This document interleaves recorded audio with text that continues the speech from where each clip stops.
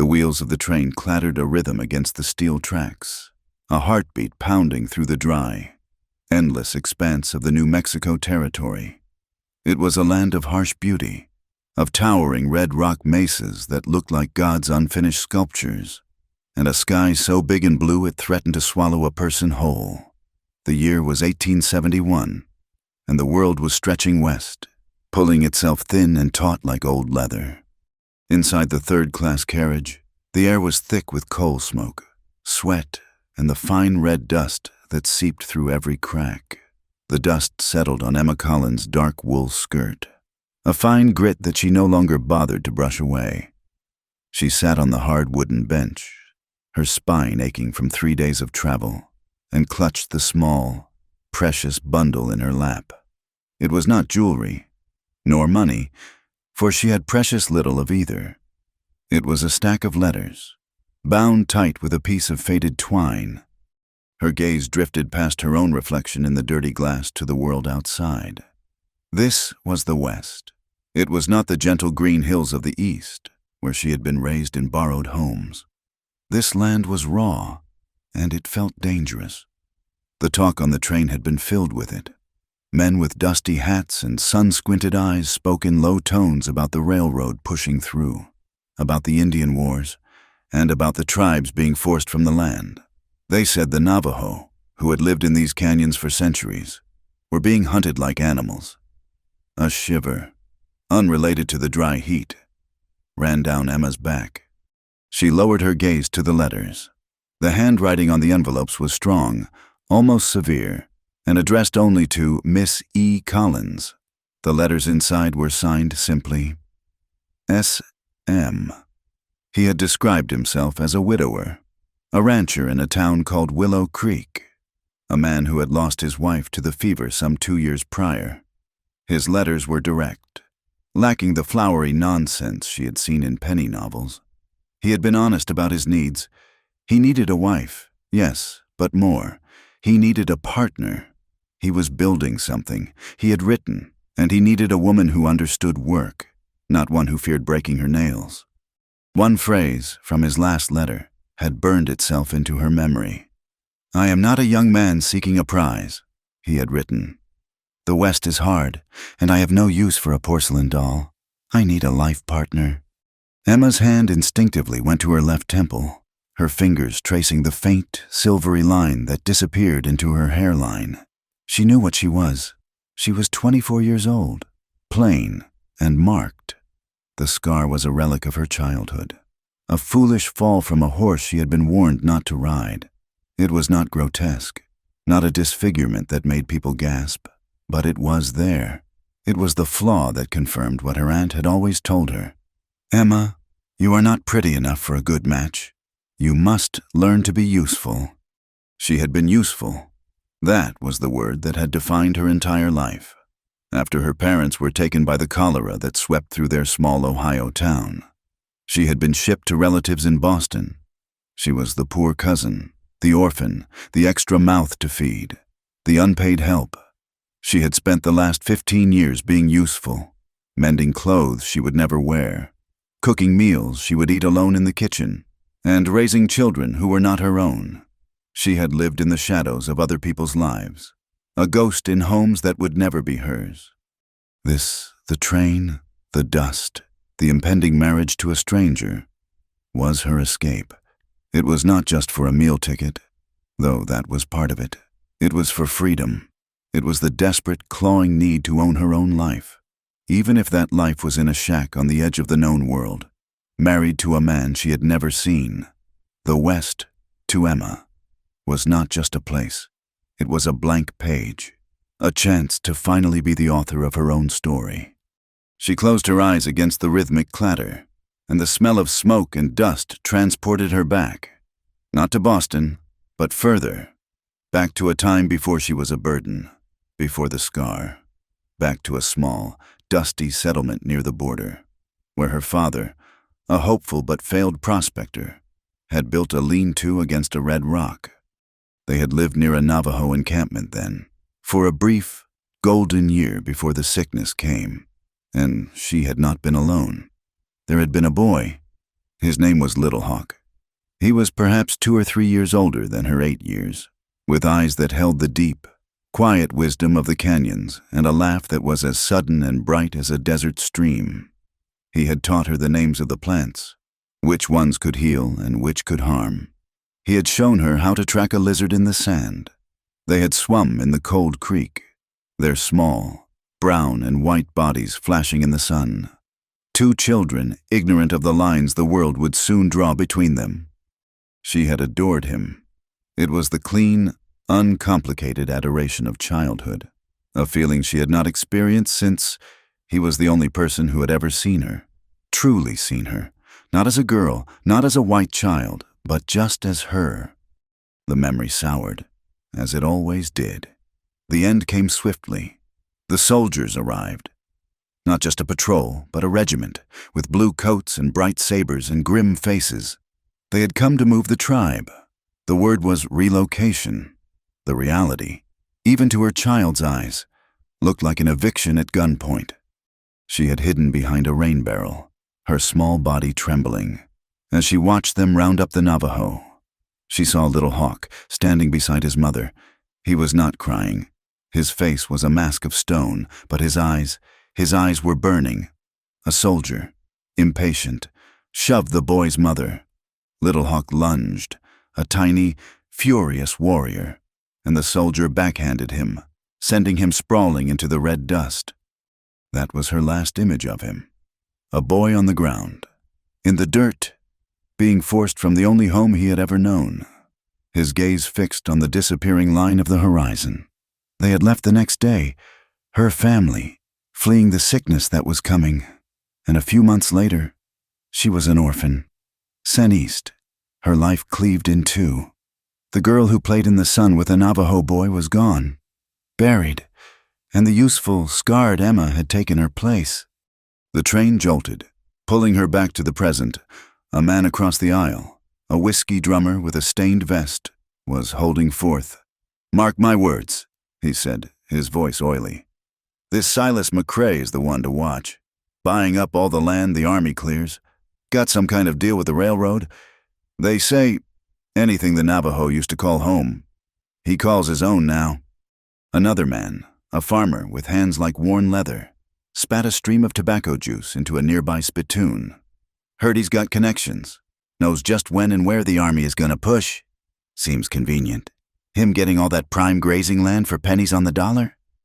"And he's got that tame Indian," the drummer added, leaning in conspiratorially. "Some Navajo scout. Leads the soldiers right to his own people.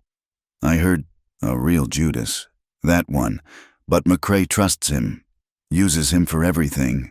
Smart man. McCrae uses the savage to clear out the savages." Emma felt a cold knot form in her stomach. Silas McCrae. Her SM. The man who needed a life partner. Was this the same man? Willow Creek was a small place. It had to be.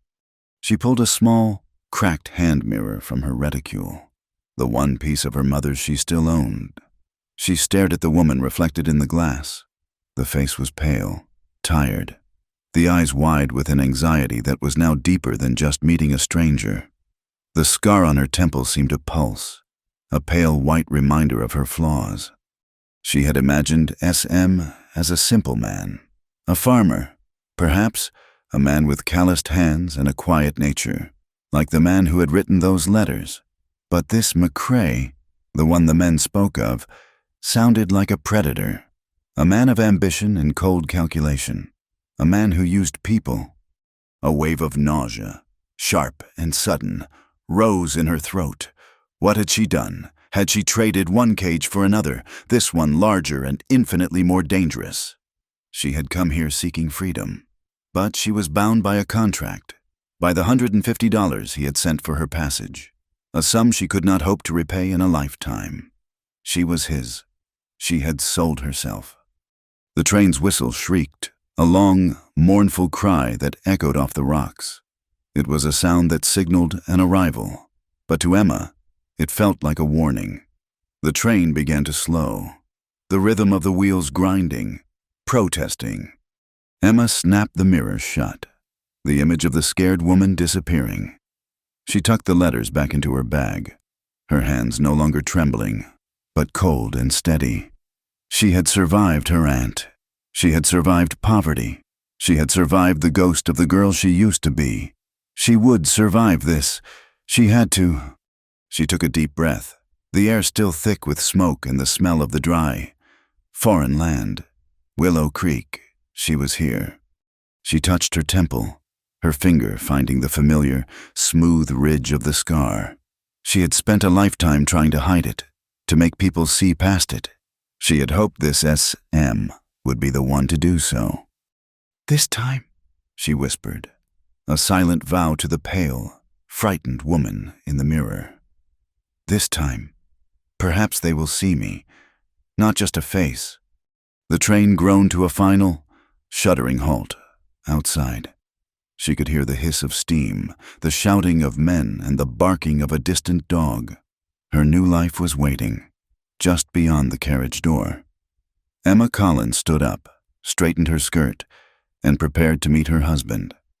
Emma stepped down from the carriage, her boots sinking into the fine, ankle-deep dust of the platform. The Willow Creek station was not a building so much as a suggestion of one. It was a single, sun-bleached wooden structure, its porch sagging under the weight of the relentless sun. The air was still, heavy, and smelled of creosote, manure, and something metallic that she guessed was the ever-present dust. The platform was not empty. A few soldiers in dusty blue uniforms leaned against the station wall, their rifles held loosely, their eyes sweeping over the new arrivals with a bored indifference that felt more dangerous than open hostility. A handful of cowboys, their faces burned to leather, were loading supplies onto a wagon, their voices low and rough. And then, at the far end of the platform, past the water tower, she saw them, a small group of Navajo. They were kept separate, not by a physical fence, but by an invisible, shimmering wall of tension. They stood silently, their bright, woven blankets, a stark contrast to the dusty monochrome of the town. They were watching, but their faces were impossible to read. The soldiers watched them. The cowboys watched them. And Emma, feeling the weight of those gazes, quickly looked away. The whispers from the train about Indian wars and clearing the land suddenly felt chillingly real. She clutched the worn handle of her single valise, her knuckles white. She scanned the platform, her heart hammering against her ribs with a rhythm that matched the departing train's chuffing. She was looking for S.M. She was looking for Mr. Silas McCrae. In her mind, she had painted a portrait of him, pieced together from the sparse, practical words of his letters. He would be an older man, she was sure, perhaps in his late 40s. He would be wearing a decent, if not fine suit, a wide vest, perhaps, and a fedora to shade his eyes. He would be solid, respectable, a man of property. He would be looking for her, a lone woman arriving on the 3 o'clock. She saw no such man. The cowboys ignored her. The soldiers offered a brief, dismissive glance and returned to their lazy watch. Panic, cold and sharp, began to prickle at the base of her neck. Had he forgotten? Had he changed his mind?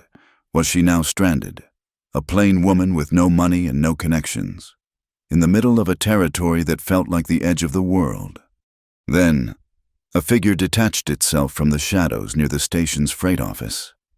He did not move like the shuffling cowboys or the stiff-backed soldiers. He moved with a quiet, fluid grace, his moccasined feet making no sound on the wooden platform. He was Navajo. There was no mistaking it. He wore buckskin trousers and a simple cotton shirt, with a vest of tanned deer hide over it. His black hair was long, pulled back from his face, and tied at the nape of his neck with a leather thong. He was tall, leaner than the broad-shouldered settlers, but he carried himself with an authority that made him seem larger. He stopped several feet away from her, a respectful distance, but close enough that she was now the sole focus of his attention. Emma's breath caught. Her first instinct was fear, a programmed response from the stories she had heard, the warnings about savages. But this man did not look savage. He looked calm. His face was stark, defined by high cheekbones and a strong jaw. And there, on his right cheekbone, was a thin, white scar, almost a mirror image of her own, but his was in a different place. His eyes, though, were what held her. They were dark, intense, and held a profound sadness, a weariness that went far beyond his years. He stood there, simply watching her, as if he were cataloging every detail. He saw the cheap wool of her dress, the fraying ribbon on her bonnet, the way her hand trembled on the handle of her bag. He saw the scar at her temple, and his gaze lingered there for just a second, without pity, but with a simple, unnerving acknowledgement. Then he spoke. His voice was a low, smooth baritone, and it cut through the dusty air with perfect, unaccented English. "Miss Collins." Emma flinched, the sound of her name from his lips a profound shock. It was impossible. She looked around wildly, thinking he must be speaking to someone else, that this was some cruel joke, but all eyes were on them. The soldiers had stopped leaning and were now watching with open curiosity, smirks playing on their lips. The cowboys had paused in their loading. Even the Navajo group at the end of the platform had turned their heads, their silent scrutiny feeling like a physical weight. She turned back to the warrior. Yes, she stammered. "I am Miss Collins, but I am expecting Mr. McCrae." The man did not smile. His expression remained impassive, but he tilted his head, a gesture of consideration. It was that movement, that simple tilt of the head, that struck her. It was familiar. She looked again, truly looked, past the buckskin and the long hair and the color of his skin. She looked at the shape of his eyes, the slight curve of his lips as he prepared to speak again. There was a strange tint to his eyes, not just brown, but with flecks of green and gray, like river stones seen through water.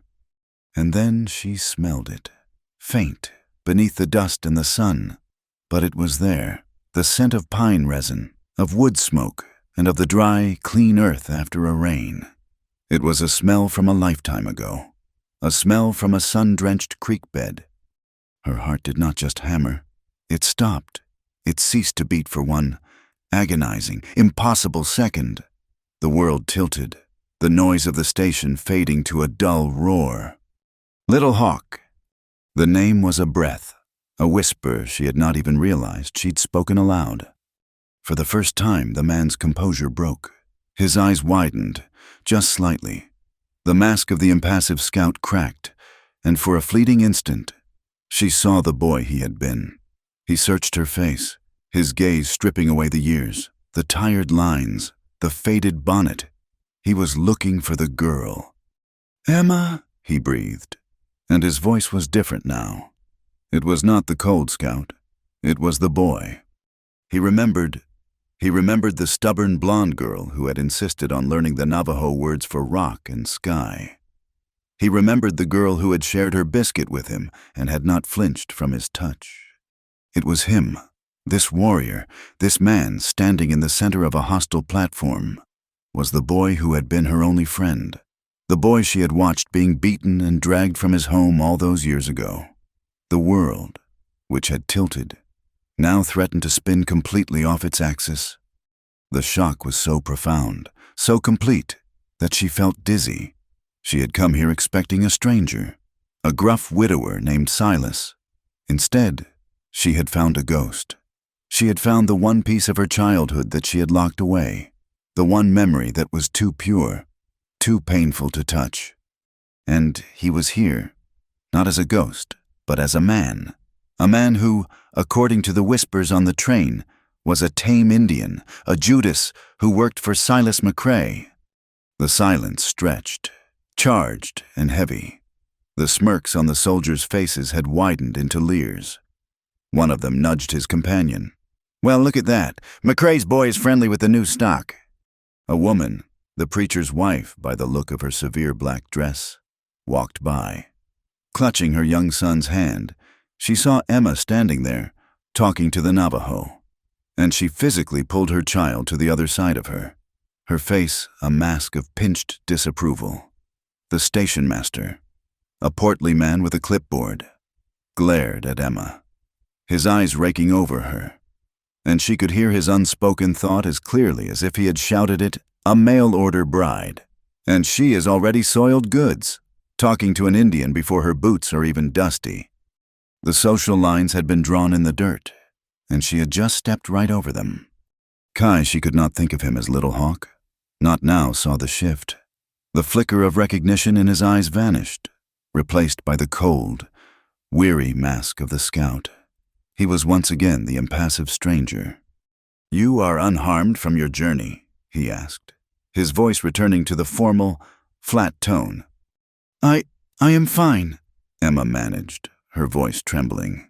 She grabbed the rail of a nearby baggage cart to steady herself. "Kai, what are you doing here? I was supposed to meet Mr. McCrae. He sent for me." "He did," Kai said, his voice clipped. He gestured to a wagon parked just beyond the station house, a sturdy buckboard with 2 horses already harnessed. "Mr. McCrae was detained. Important business with the railroad. He sent me to collect you." Collect her, like a parcel, like a piece of freight. The coldness of the word, coupled with the shock of his presence, was like a slap. "He sent you?" she asked, unable to keep the disbelief from her voice. Kai's jaw tightened. He knew what she was asking. He knew what it looked like, what it meant, in this town. For a white woman, a bride, to be fetched by a Navajo man. "I am Mr.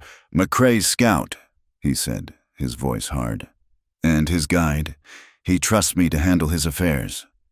Emma looked at him, at the proud, hard set of his face, at the scar that marked him, at the eyes that held 1,000 stories she could not read. This was not the boy she knew. The boy she knew had been full of laughter and sunlight. This man was forged from shadow and stone, from loss and compromise, and he worked for the very man who was, according to rumor, stealing his people's land, the man she had agreed to marry. She had no choice. She looked around the platform. There was no one else. The train was already a plume of smoke on the horizon. She had no money to return, no place to stay. Her new life, her one chance at freedom, began here, with this impossible, heartbreaking reunion. "Very well," she said, her voice small but firm. She would not cry. She had not cried when her parents died, had not cried when her aunt called her useless, and she would not cry now. She lifted her valise. It was heavy, but she refused to show weakness. Before she could take a step, Kai's hand was there. He did not grab the bag, but waited. His hand hovering over the handle, his message was clear. "Let me." She hesitated. The eyes of the soldiers, the preacher's wife, the station master, all burning into her back. To let him take her bag was another intimacy, another line crossed. He saw her hesitation. "It is a long walk to the wagon. Miss Collins, the dust is deep." Slowly, she released her grip. Their fingers brushed. His skin was warm, calloused. A jolt, like static electricity, passed between them. It was the first human touch she had felt in, she could not remember how long. He took the bag as if it weighed nothing and turned, his back to her, and began walking toward the wagon. He did not look back to see if she was following. He expected her to. Emma Collins stood alone on the platform for one last second. She was a mail-order bride, delivered to a dusty, hostile town. She had expected a stranger, a man who wanted a partner, not a doll. She had not expected to find the boy she had once loved, grown into a warrior who worked for her intended, and who was hated by everyone in this town, and perhaps even by his own people. She took a deep, steadying breath, pulling the red dust into her lungs, and followed him. The question that had been in her heart now consumed her entire being. Why would fate be so cruel, so kind, so utterly twisted, as to throw her from the emptiness of her past into the arms of the one person who could destroy her future? The buckboard was old, its springs long past their prime, and every rut in the sun-baked road sent a jarring shock through Emma's bones. They had left Willow Creek in the staring eyes of the station an hour ago, but the silence between them was as vast and unforgiving as the landscape they were moving through. Kai sat beside her on the narrow wooden bench. It was a space built for 1.5, forcing a proximity that was both intimate and agonizing. She could feel the heat radiating from his arm, inches from her own. She could smell the pine and smoke that clung to his buckskin, a scent that kept dragging her back to a childhood she thought she had buried. The air was filled with the rhythmic clip-clop of the horses, the squeal of the ungreased axle, and the constant, whispering hiss of the wind. Emma kept her hands clasped tightly in her lap, her valise tucked at her feet. She was fighting a war inside herself. 1,000 questions were screaming to be asked. What happened to you? Where did you go? How did you end up here? Working for the man I am supposed to marry. But the man beside her was not the boy she remembered. Little Hawk had been all quick smiles and bright, laughing eyes. This man, Kai, was a creature of stone. His face was turned forward, his gaze fixed on the horizon, his profile as sharp and unforgiving as the mesas in the distance. She was acutely aware of her role. She was Miss Collins, the mail-order bride, property of Silas McCrae, and this man was his employee, his tame Indian. To speak of their shared past felt like a betrayal, though she was not sure of whom. A betrayal of her intended husband, or a betrayal of the memory itself, to bring it up in this new, harsh reality. So she stayed silent, her jaw aching from the effort of not speaking, of not crying, of not demanding answers. She tried to focus on the future, on Mr. McCrae, the man who wanted a life partner, but her mind kept slipping. It kept replaying the image of a boy with green-flecked eyes pulling her from a cold stream when she had slipped and cut her knee. Kai did not look at her, but he was aware of her. He had seen it all at the station. He saw it now. He saw the way she held her skirt bunched in one fist, as if anchoring herself to the seat. He saw her bite her lower lip, a small, repetitive motion she was not even aware of. He saw how, when the wind gusted, she would raise a hand, not to fix her bonnet, but to shield her temple, her fingers fluttering near the scar as if to hide it from the sun itself. He saw the fragile tremor in her shoulders, and he saw the way she firmed her spine immediately after, forcing herself to sit straighter, a small, proud bird puffing up its feathers against a hawk. He saw her weakness, and he saw the iron she wrapped around it, and the sight of it all, of her here, in this place, was a dull, hot ache beneath his ribs. The road climbed, leaving the flat scrubland for a higher, rockier pass. The landscape grew more wounded. They passed a stretch of land that was newly, brutally fenced with barbed wire. The metal was alien and cruel against the ancient red earth. Inside the fence, where there should have been grass, there was only dust and the overgrazed tracks of cattle. "This is new fence," Emma said, her voice quiet, rusty from disuse. Kai's head turned, just slightly. "Railroad land," he said. His voice was flat. "But it looks like someone lived here." She pointed to a blackened circle of stones, the unmistakable ruin of a dwelling. A few broken potsherds were scattered in the dust, gleaming like old teeth. Kai pulled back on the reins, and the wagon slowed to a stop. The silence that rushed in was heavy. "They did," he said. "The Navajo." He nodded, his gaze distant, looking at the ruin. "A family I knew. They were here for generations." "Where did they go?" Emma whispered, though she already feared the answer.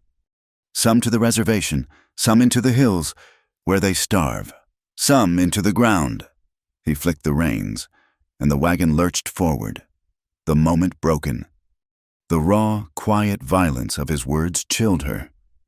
"The men on the train, she began, her voice stronger now. They said Mr.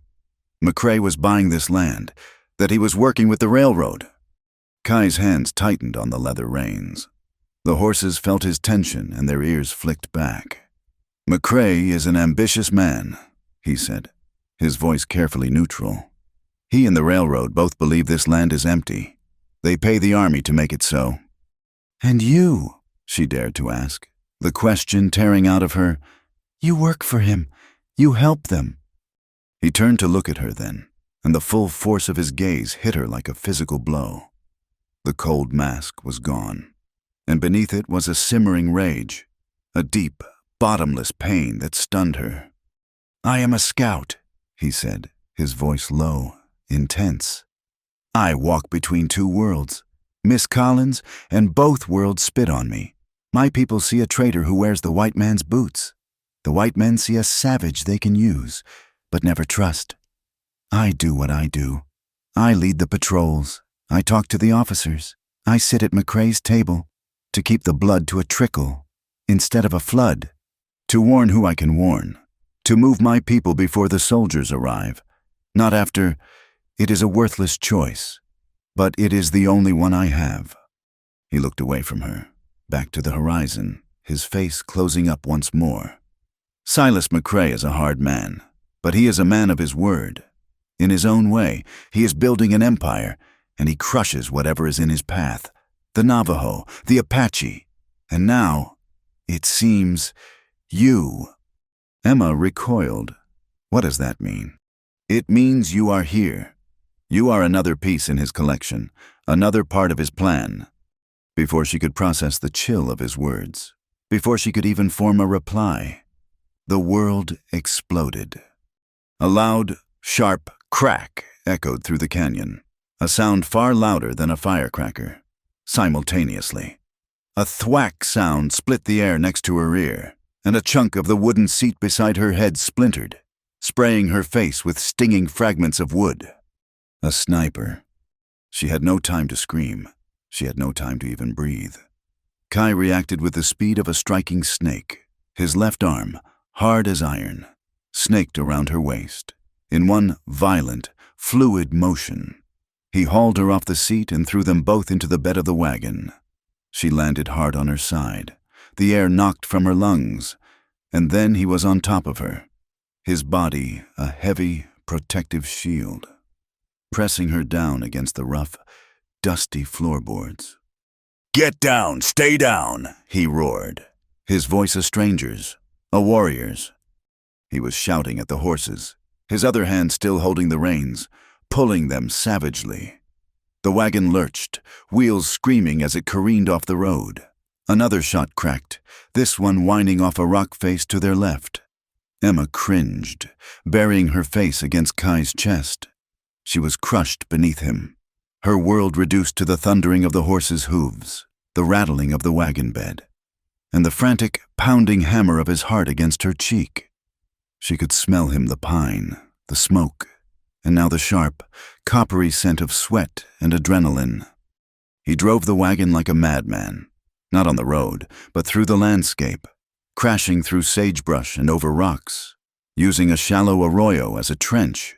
Emma was tossed about, her teeth rattling, but his arm held her pinned, his body taking the worst of the jolts, shielding her from the flying debris.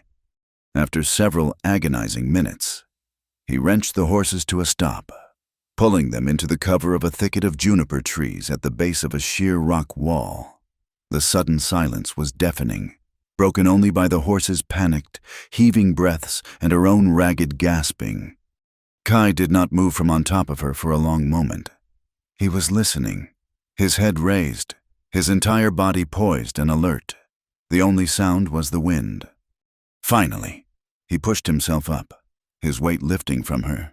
He moved with a coiled grace, rolling off her and coming to a crouch in one motion. His rifle, which had been in a scabbard by his leg, was now in his hands. His face was a mask of cold fury. "Are you hurt?" he asked, his voice a low growl, his eyes scanning the rim of the canyon above them. "No," Emma breathed, her voice a thin thread. She was trembling all over. "I do not think so." He glanced at her, a quick, assessing look. Then his gaze went to the wagon seat. He rose and walked to it, his movements still cautious. He ran his finger along the splintered hole. "He was high," Kai said, more to himself than to her. "On the south rim, and he was using a Sharps, a military rifle." He looked back at her, his expression dark. "That was not a Navajo. That was not a raider." "Then who?" "Someone who wanted to make it look like a raid," Kai said, his jaw tightening. "Someone who wanted to start a fire and blame my people for the smoke. And now, to make it look like they killed McCrae's new bride." He looked at her, and she saw a cold, hard realization in his eyes. "You are not just a piece in his game. Miss Collins, you are a target." He scanned the sky. The sun was beginning to dip, painting the clouds in shades of blood, orange and violet. "We cannot make the ranch by nightfall. Not now. It is not safe on the road." He made a decision. He took the horses by the bridle and led the wagon deeper into the junipers, following a path that was not a path at all, until they were in a small, hidden cove, a box canyon shielded on 3 sides by high rock walls. It was a perfect, defensible spot. He unhitched the horses and tended to them first, his movements economical and sure. Emma sat on a rock, her body finally succumbing to the shock. She was covered in dust. Her hair had come loose from its pins, and a small, fiery scrape on her forearm, where she had hit the wagon bed, was beginning to bleed. The temperature dropped quickly as the sun vanished. Kai built a small, smokeless fire, using dry wood that he seemed to conjure from the barren ground. He produced a canteen, a strip of dried meat, and some hardtack from his saddlebag. He offered her the canteen first. She drank, the water warm and metallic, but it was the best thing she had ever tasted. They ate in silence, the only sound the soft crackle of the fire. The stars were coming out, more than she had ever seen, a thick diamond spray against a velvet black sky. Kai looked up from the fire, and his gaze fell on her arm. He said nothing. He simply rose, went to his saddlebag, and returned with a small tin and a clean strip of cloth. He knelt in front of her. "Your arm," he said. It was not a question. She extended it, her hand trembling. He took her wrist, his grip firm, his hand rough and warm. He unrolled the cloth and dipped it in the canteen, then carefully, gently, began to clean the gravel from the scrape. She hissed, the sting sharp, but she did not pull away. His touch was impersonal, methodical, yet it felt more intimate than any touch she had ever known. His head was bent, the firelight playing over the strong lines of his face, illuminating the scar on his cheek. He finished cleaning it and opened the small tin.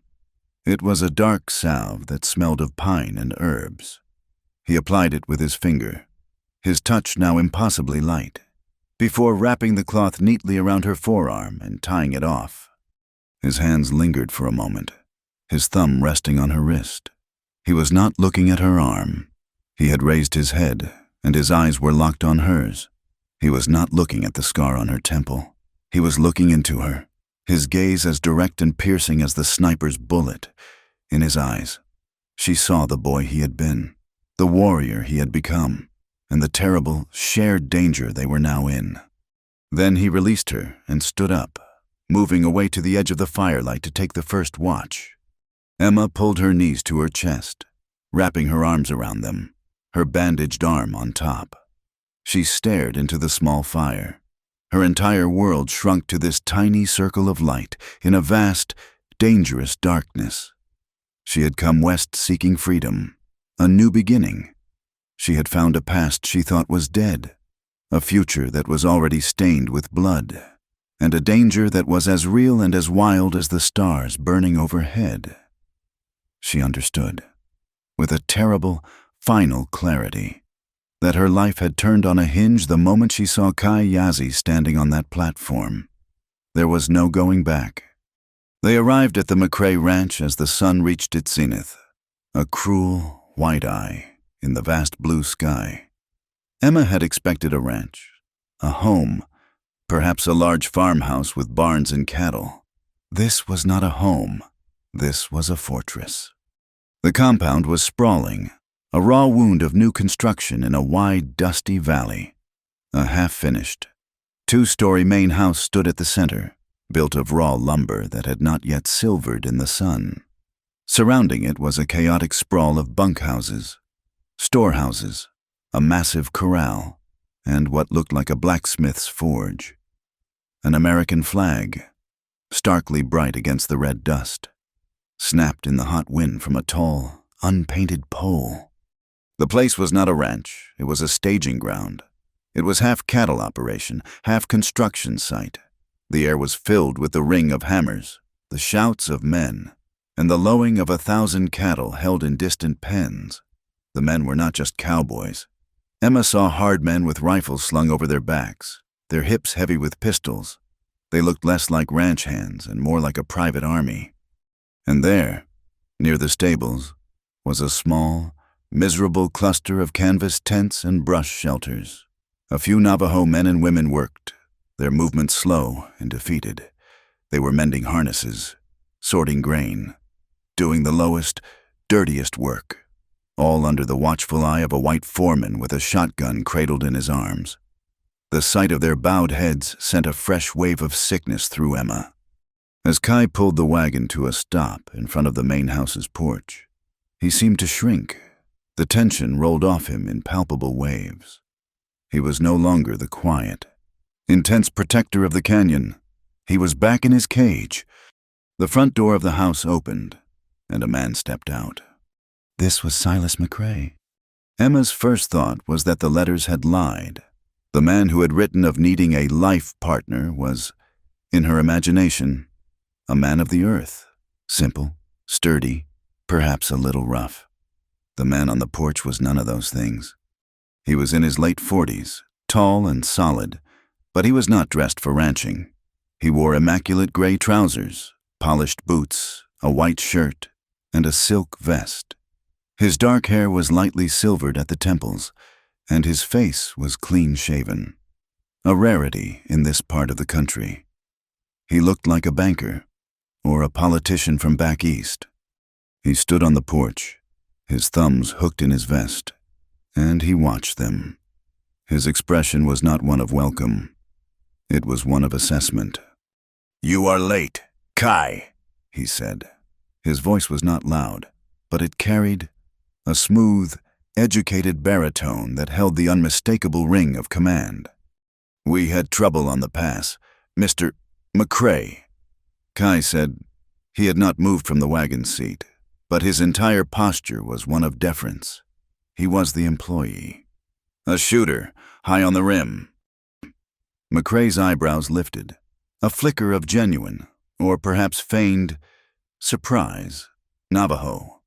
"No, sir," Kai said, his voice flat. "A Sharp's rifle, military, he missed." McCrae's gaze shifted, moving from Kai to Emma. It was the first time he had truly looked at her. His eyes were a pale, cold blue, and they swept over her with an unnerving precision. He was not looking at a person. He was inspecting livestock. He noted the dust, the cheap wool dress, the stray hairs plastered to her forehead, and his gaze lingered for a moment on the scar at her temple. His lips thinned, a minute expression of not disappointment, but calculation. "So, this is Miss Collins," he said. He did not offer a hand. He did not step down from the porch. A rough welcome to the territory.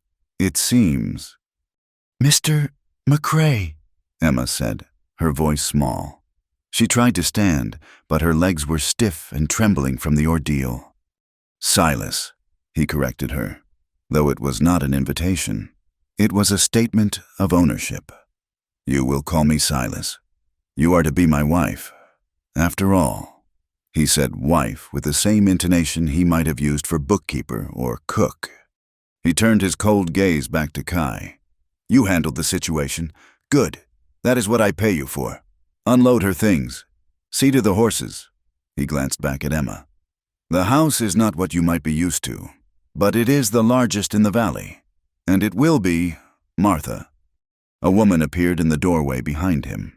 She was older, perhaps in her 60s, thin as a reed and dressed in a severe, faded black dress. Her gray hair was pulled back so tightly it seemed to stretch the skin of her face. Her eyes were dark and held a lifetime of weariness. "This is Martha," Silas said, "my late wife's companion. She serves as my housekeeper now. She will show you to your room. Dinner is at 7. He did not say welcome. He did not ask if she was unharmed, or hungry, or tired. He had assessed his new acquisition, found it satisfactory, and given his orders. With a final, curt nod, he turned and disappeared back into the darkness of the house. Emma was left on the wagon, her entire body cold despite the baking sun. This was the man who had written the letters, this cold, calculating man of ambition. The words from the letters echoed in her head. "I have no use for a porcelain doll. I need a life partner." The man she had just met did not seem to need a partner. He needed an audience, and, perhaps, a possession. Kai moved at last. He stepped down from the wagon, his movements stiff. He avoided her eyes. He went to the back of the buckboard and lifted her valise as if it were a sack of grain. "Mr. McCrae," he said, not looking at her.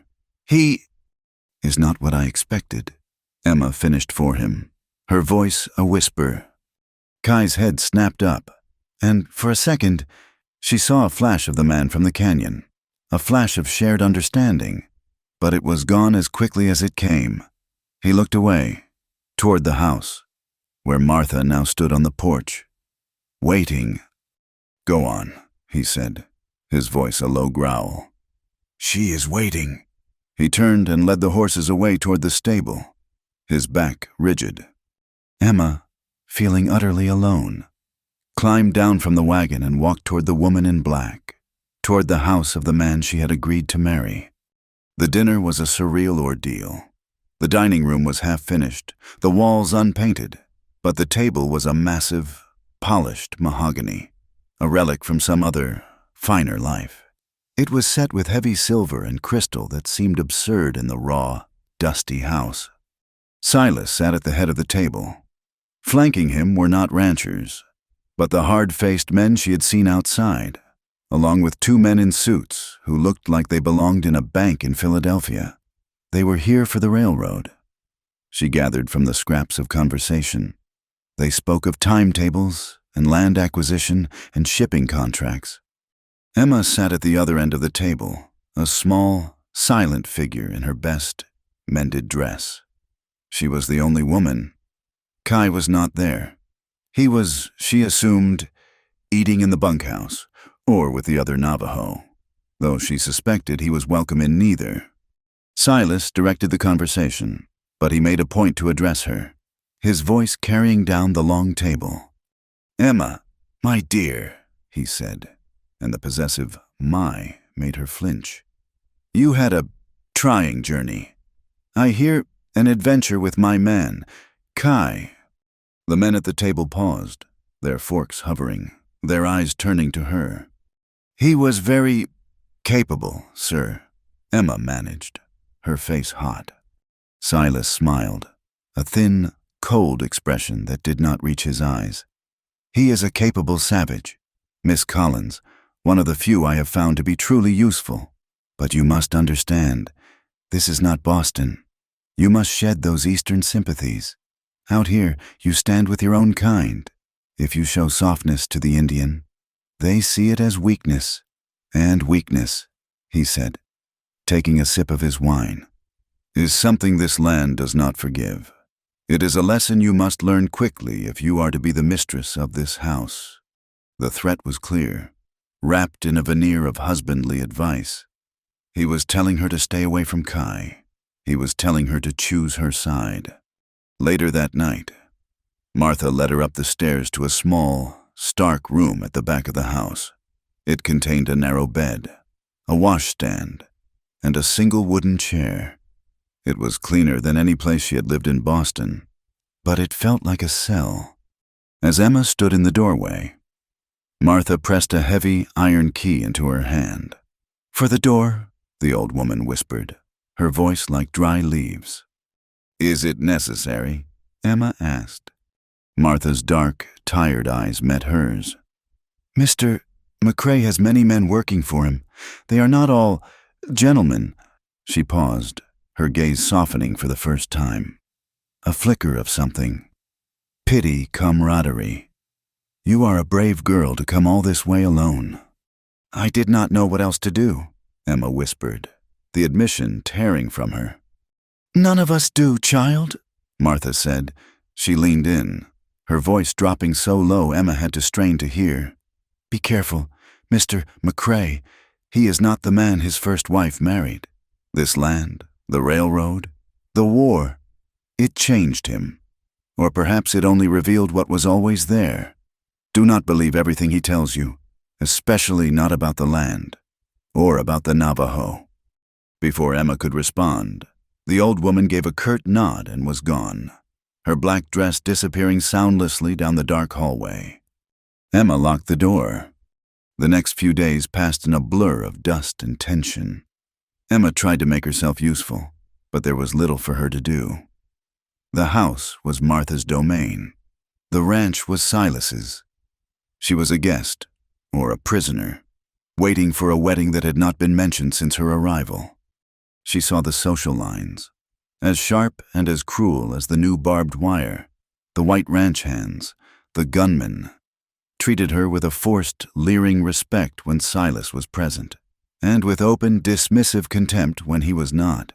They treated Kai and the other Navajo with a casual brutality. They called him Chief, or McCrae's savage, tossing insults at him like stones. Emma found herself trapped. When she was near the bunkhouse, the men would call out, "Mornin', ma'am, best come over here with your own kind. Do not want to get fleas, do you?" And Emma, to her burning, bottomless shame, would flinch. She would find her feet moving her away from the stables where Kai worked, her gaze dropping to the ground. She hated herself for it, hated the ingrained fear, hated her body's betrayal, her cowardly instinct for self-preservation. She had to know. On the third day, she found him, just for a moment, in the stables, away from the prying eyes of the compound. He was checking the hoof of a roan mare, his back to her. "The letters," she said, her voice a choked whisper. He did not stop his work, but his hands went still on the horse's hoof. "You said he was ambitious," she pressed, her voice shaking. "But the letters, they were not ambitious. They were kind. They were lonely. He is not that man." Kai let the horse's hoof down gently and straightened, but he did not turn. He kept his back to her, stroking the mare's flank. "Mr. McCrae is a very busy man. Miss Collins," he said, his voice hard, flat. "He has business with the railroad, with the army. He does not have time for letters." "Then who—" "He dictates," Kai said, cutting her off. "I write, I fetch his mail. I put the words on the paper. He dictated those words about needing a partner, not a doll," she whispered, desperate for the answer, and dreading it. He finally turned. His face was the mask of stone she had seen at the station. "Mr. McCrae gets what he wants. He wanted a wife. He said what was needed." It was an answer, but it was not the truth. She knew it. He was lying or hiding something. The kindness in those letters, the understanding of her own loneliness, had felt too real.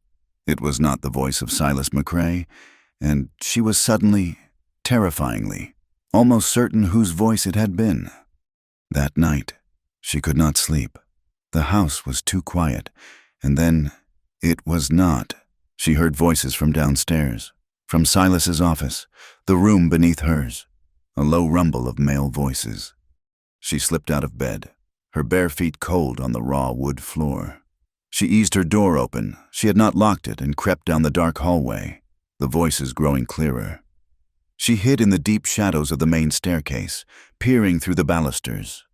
Silas was there, and with him, A man in the blue uniform of a United States Army captain. A bottle of whiskey and 2 glasses sat between them on the desk. "Another attack on the supply train tomorrow night," Silas was saying, his voice smooth. "My men will handle it. We will leave enough evidence to blame Kai's people, of course. A few arrows, a dead pony." The captain swirled his whiskey. "And the fire at the relay station?" "The same," Silas said. "A terrible, savage raid. It will force the colonel's hand. He will have to declare the valley a war zone. The treaty becomes void. The railroad gets its clear pass, and gentlemen, get the water rights to the entire canyon." The captain raised his glass. "To progress." "To progress," Silas agreed, his voice cold. He laughed, a short, dry sound. "And my new bride. She is the perfect finishing touch. A good, God-fearing woman at my side. The investors in Philadelphia, the politicians in Washington, they love that. It makes me look stable, civilized. It makes me look like a founder, a family man, not a thief." Emma clapped a hand over her mouth, stifling a gasp. She was a prop, a piece of set dressing for his grand, bloody theater. She was the civilized, white face he would use to cover his theft and, she now realized, his murder. She fled back to her room, her blood running cold. She stumbled to the window, her heart choking her, and looked out. The compound was dark, but the moon was nearly full, washing the world in a ghostly, silver light, and she saw him. Kai. He was not in the bunkhouse with the white men. He was not in the wretched camp with the other Navajo. He was standing alone by the corral, a solitary, dark silhouette against the moon-bleached dust. He was staring out at the hills, at the land that had been his back to the house, to the man who was betraying him, and to the woman he had. She was now certain, lured here with false, beautiful words. She looked at him, the only other soul in this place who was as trapped as she was. He was the one who had written those letters. He was the one who had seen her scar, her loneliness, and had written words to it. He was the only person here who had not lied to her with his eyes. But he had lied. He had lied on paper, and his lies had brought her here, into the heart of the fire. A week later, Silas summoned her to the porch at dawn. The air was cold, with a sharp, clean bite that promised more heat later. He was in a magnanimous mood, smiling his thin, bloodless smile.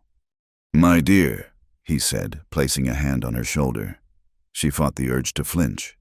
"I am a man who believes in community relations." He gestured to a wagon, loaded high with sacks of flour, tins of lard, and blankets. "We have been blessed with abundance, and it is our Christian duty to share with our less fortunate neighbors." Emma looked at the wagon, then at Kai, who stood by the harnessed horses, his face a mask of stone. His orders had already been given. "You will accompany Kai," Silas continued, his smile tightening. "It is good for them to see the future mistress of this ranch, to see your kindness. It builds bridges, and," he added, his voice dropping, his fingers pressing into her shoulder, "it shows them, and everyone else, who you belong to." It was a command, wrapped in charity, delivered as a threat. She was a prop again, this time for a different kind of play. She was to be the soft, white face of his conquest. The ride was 8 miles, north into the broken, rocky hills that the army had not yet bothered to clear. The silence in the wagon was a living thing, a third passenger that sat heavy between them. Since the night she had overheard his plan, Emma had been polite, cold, and terrified. She spoke to Silas only when spoken to, and she avoided Kai completely. But now, she was trapped beside him. She could feel his anger. It was not the hot, quick anger of the white men in the bunkhouse. It was a cold, slow burning, a banked fire that she could feel the heat of, even from 2 feet away. He hated this. He hated being the delivery boy for his master's conscience money. He hated her being there. The camp was not visible from any trail. Kai guided the wagon through a narrow, winding crevice between two mesas, a path so tight the wagon wheels scraped stone, and then it opened into a hidden bowl canyon. It was beautiful, a secret green world with a small stream, but the beauty only highlighted the poverty. There were perhaps a dozen families, living in hogans made of earth and wood, and in patched canvas lean-tos. When the wagon appeared, the camp went silent.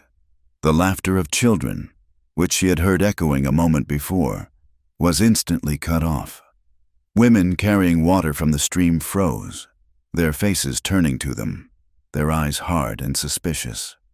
Kai jumped down, his movements stiff, and spoke in Navajo. His voice was low, and a few men, their faces etched with hunger and pride, emerged from the shadows of the hogans. They looked at Kai, and their expressions were complicated. There was no welcome. There was only a weary, bitter acknowledgement. They saw the wagon, piled with McCrae's goods. Emma, feeling useless, climbed down from the wagon, her hands clutched in front of her. She was the enemy here. She was the face of the people who had taken everything. A few children, their ribs stark beneath their dusty skin, peeked at her from behind a blanketed doorway, their black eyes wide with a curiosity that held no innocence. The women gathered, their arms crossed, their colorful skirts a stark contrast to their grim faces. Emma could hear them speaking, their voices too low to be a whisper, but the word traitor was a universal language, and she heard it. They were speaking of Kai. They looked at him, then at her, the white woman, and their scorn was a physical thing, a hot wind that made Emma want to cover her face. A space cleared, and an old woman approached. She was ancient, her face a beautiful, intricate map of 100 hard years. Her white hair was bound in the traditional style, and she wore silver and turquoise that gleamed against her dark, wrinkled skin. She walked with a stick, but her spine was straight. She stopped in front of Kai. She spoke, her voice like dry rocks rattling. He answered, his own voice respectful, pained. He gestured to Emma. The old woman turned her sharp, bird-like gaze on her. It was a look that stripped Emma bare. This old woman, in one glance, saw everything. She saw the scar, the fear, the cheap dress, the lies Emma was living, and the lies that had brought her there. The woman spoke to Emma, in Navajo. Emma could only shake her head, her face burning with shame. I do not understand. The old woman, Shimasani, Kai's grandmother, looked at Kai. He translated, his voice devoid of emotion.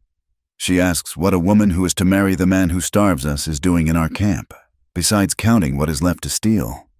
Emma's breath hitched. Please, she whispered, looking back at the old woman. Tell her I did not know. Kai translated. The old woman listened, her eyes never leaving Emma's face. Then she spoke again, a long, quiet string of words. Kai's face was stone. What did she say? Emma asked. Kai hesitated, then translated, his voice a low rumble. She says, the wind does not choose the skin, child. It only chooses the heart strong enough to stand in it. I do not know what you are. The old woman turned, without waiting for a reply, and walked back to her hogan, leaving Emma standing in the dust, her heart cut open. They unloaded the supplies in a heavy, humiliating silence, placing the sacks and tins in a central pile. No one said thank you. No one helped. They simply watched, their pride a shield against the charity of their enemy. When it was done, Kai climbed back onto the wagon seat. Emma followed, her back crawling, feeling the hatred of an entire camp follow her as they rode out of the hidden canyon. They were halfway back to the ranch when the sky, which had been a merciless, pale blue, turned. The wind shifted, coming from the north, and it brought the smell of ozone and cold. High-altitude rain. Within minutes, the temperature plummeted. The sky turned a sickly, bruised purple. "Yeah!" Kai shouted, cracking the whip, urging the horses into a trot. The first drops were cold, fat, and stung like hail. Then the sky opened. It was not a gentle rain. It was a high desert deluge, a solid, blinding wall of water that turned the dusty road into a river of red mud. Lightning spiderwebbed across the sky, and the thunder was not a distant rumble. A series of explosions that seemed to split the world in two. Emma was soaked to the skin in less than a minute. Her thin dress and cheaper cloak were useless. The cold was a physical blow, driving the breath from her lungs. The wagon was sliding, the horses panicking. "We have to get off the road," Kai roared over the storm. He wrenched the wagon off the trail, pulling them into a narrow draw. Just as a flash flood, a wall of brown, churning water, roared down the gully they had just abandoned. He drove them into a stand of pines, finally stopping in the lee of a massive rock overhang. It was not a deep cave, but it was dry, a shallow scoop in the sandstone. He leaped down, his body a blur of motion. He unhitched the frantic horses in seconds, leading them deeper into the shelter. He was yelling something at Emma, but she could not hear him over the roar of the rain. She was not just cold. She was shivering so violently her teeth rattled in her skull. Her cheap wool dress was a heavy, icy shroud, pulling the heat from her body. This was not like the cold in Boston. This was a deadly cold. A cold that killed. Kai came back to her. He was soaked, but he seemed impervious. He grabbed her arm, his grip hard. "You have to get out of the wet," he shouted. He half dragged her from the seat and pulled her deeper into the cave. A small, dry pocket of sand and rock, with practiced, economical movements. He scraped together a pile of dry tinder and wood that he pulled from a crevice, and with his flint, he had a small, sputtering fire going in less than a minute. Emma collapsed onto the sand. Her hands held out to the tiny, struggling flames, but she could not get warm. Her shivering was now a full-body convulsion. Kai turned from the fire and looked at her. His face was grim. He shrugged off his heavy, deer-hide cloak. It was soaked on the outside, but she knew the inside. The fur lining would be dry. He held it out. "Take off the dress," he said, his voice flat. A command. I cannot," she stammered, horrified. "Miss Collins," he said, his voice hard, impatient. "That dress will kill you, the water will freeze, and your heart will stop. I am not asking. Take it off, now." He turned his back to her, a gesture of stark, formal propriety that was almost more intimate than the command itself. She was trapped between a lifetime of ingrained modesty and the immediate, violent threat of death. She looked at his back, a strong, solid wall between her and the storm. Her fingers, numb and clumsy, fumbled with the tiny buttons at her throat. She could not do it. They were frozen, useless. "I cannot," she whispered, her voice breaking in a sob. "My hands." He did not turn. "Then I will." The words hung in the air. She watched, horrified, as he began to turn. "No," she cried. "No, I will. Turn around." He stopped, his back to her once more, her body trembling, her mind numb with shock and cold. Emma stood. She turned her back to him, to the fire. Her fumbling, blue fingers finally managed the top button, and then the next, and the next, until the cold, heavy, soaking dress pooled at her ankles. She stood in her thin, damp chemise, her skin instantly prickling with goose flesh. She was so cold. "I am ready," she whispered, ashamed. He turned, the heavy cloak in his hands. He did not look at her face. He did not look at her body. He moved with a swift, impersonal purpose, opening the cloak and draping it around her shoulders from behind. But as he did, as she reached up to grab the warm fur, his hands, rough and calloused from the rains, accidentally brushed the bare skin of her back, just between her shoulder blades. A jolt, as powerful as the lightning outside, shot through her. His skin was fire, and hers was ice. She gasped, a small, sharp sound. He flinched, pulling his hands back as if he had been burned, his knuckles grazing her spine. "I am sorry," he breathed, his voice a low, ragged sound she had never heard him use. She clutched the cloak around her, pulling the fur tight. It smelled of him of smoke, pine, and horse. It was the warmest thing she had ever felt. She sank to the sand, her back against the rock wall, and finally, the shivering began to subside. He moved to the other side of the small fire, as far as he could get in the small space, and sat, his own wet shirt clinging to his chest. He picked up a stick and tended the fire, his head bowed. The silence in the cave was thick, broken only by the crackle of the flames and the roar of the storm outside. The firelight flickered, painting his face in shadows and light, highlighting the scar on his cheek. "Why?" she finally whispered, her voice shaking, not from cold, but from something else. "Why do you stay? Why do you work for a man who hates you, who your own people call a traitor?" He kept his gaze on the fire. "He does not hate me," Kai said, his voice hollow. "He uses me. It is worse. And my people, they are right to call me what they do. I have the blood of my own on my hands." "What do you mean?" He looked up, and his eyes, in the firelight, were filled with a bleakness that terrified her. "The reservation they sent us to, Bosque Redondo. It was not a home. It was a prison. The land was poison. The water was foul. For every child born, 3 died. My sister, my mother." He paused, a muscle in his jaw working. "I became a scout for the army, for the men who put us there. I learned their language. I learned their ways. I thought I could be a bridge. I thought I could stop the killing. I thought I could guide my people to safety, to make the white men see reason." "Did you?" she asked. "I led them," he said, his voice dead. "Away from the army patrols. And sometimes I led the patrols. I guided one, a captain, a man who burned everything. We came to a settlement, a small cabin near a creek. It was already empty. The family had fled, but he ordered it burned. No shelter for the savages," he said.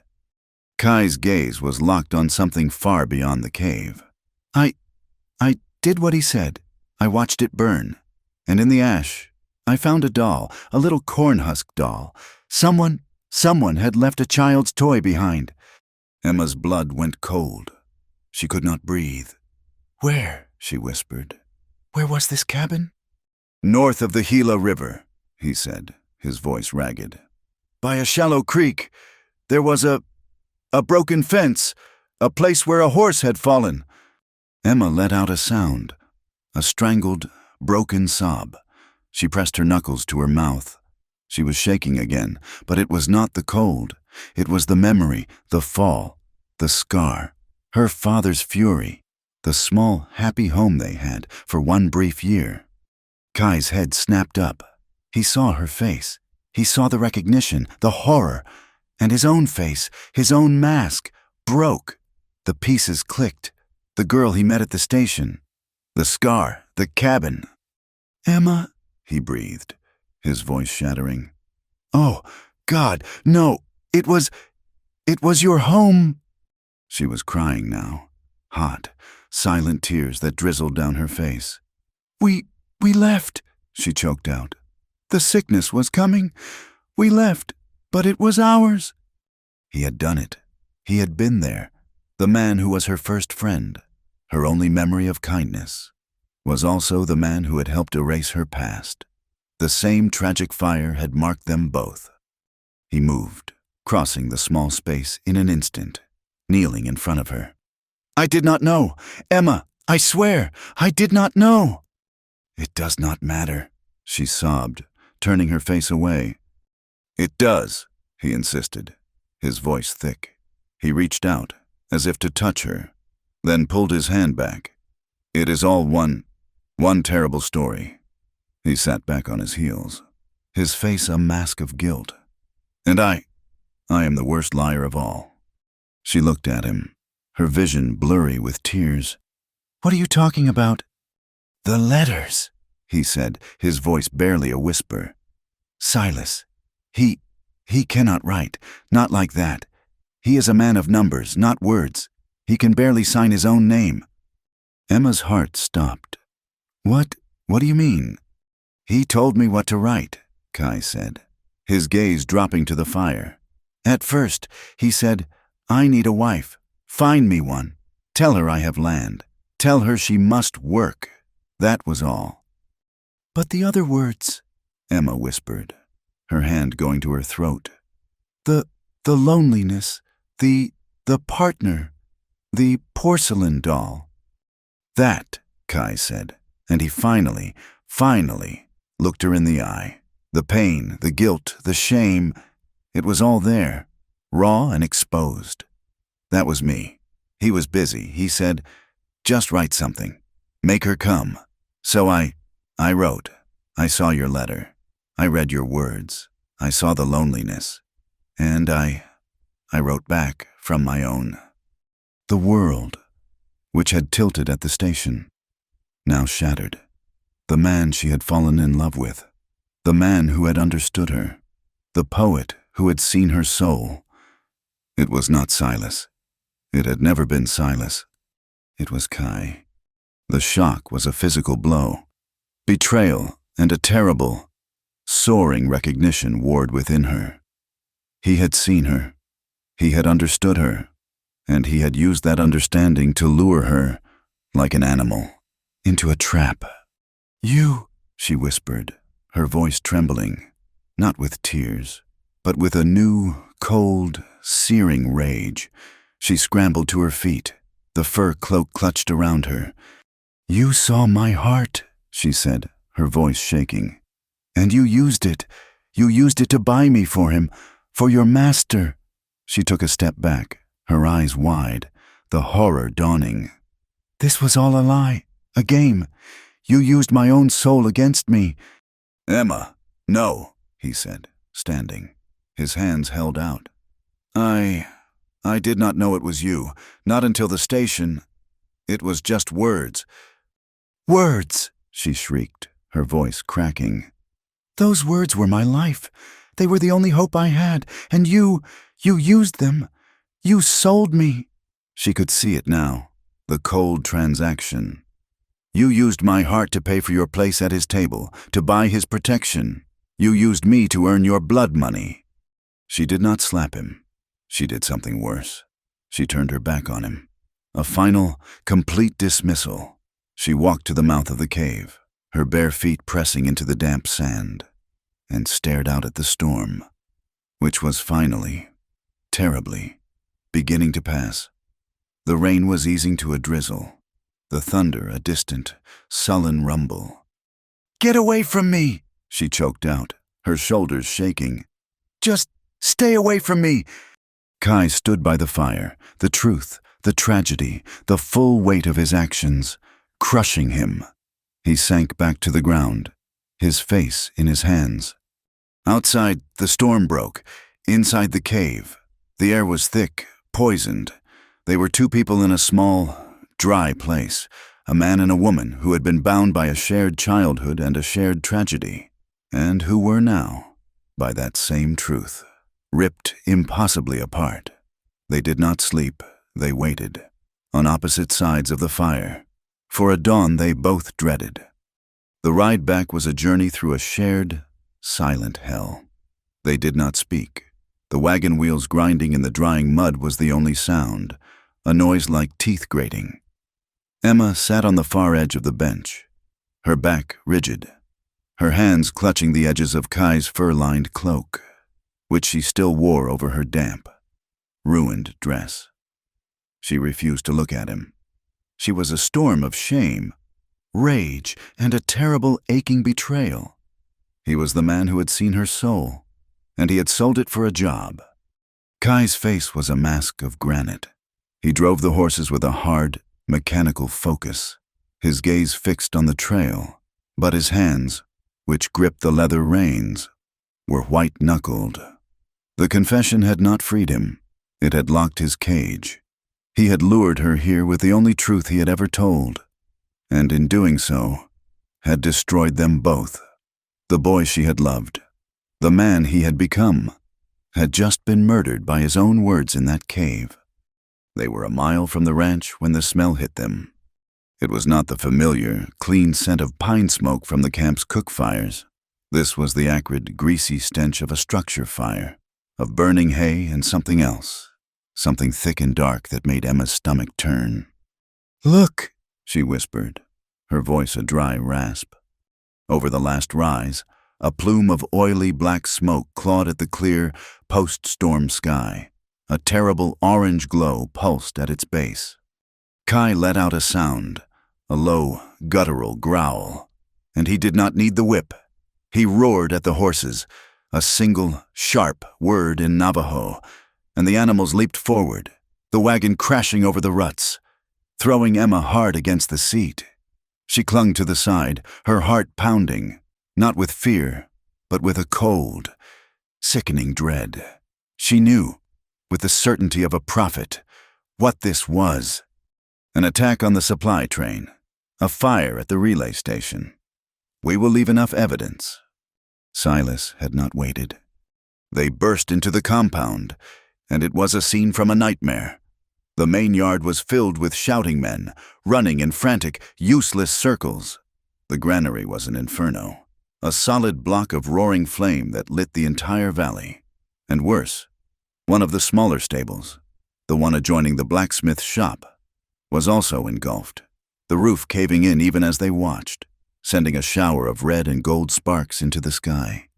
But it was not the fire that held them. It was the men. 2 bodies lay in the dust near the bunkhouse. Still, dark shapes that were clearly, horribly dead. A 3rd man was being dragged, his leg bloody, from the forge. The ranch hands were wild-eyed, terrified. Silas McCrae stood on the porch of the main house, a rifle in his hand, his face a mask of thunderous, theatrical rage. "I warned you," he bellowed, his voice carrying over the chaos. "I told you, you coddle them, you feed them, and this is how they repay you. They come in the night, like the snakes they are, and they murder you in your beds." Emma was frozen on the wagon seat. She was watching a play, a performance she had heard rehearsed in the dark.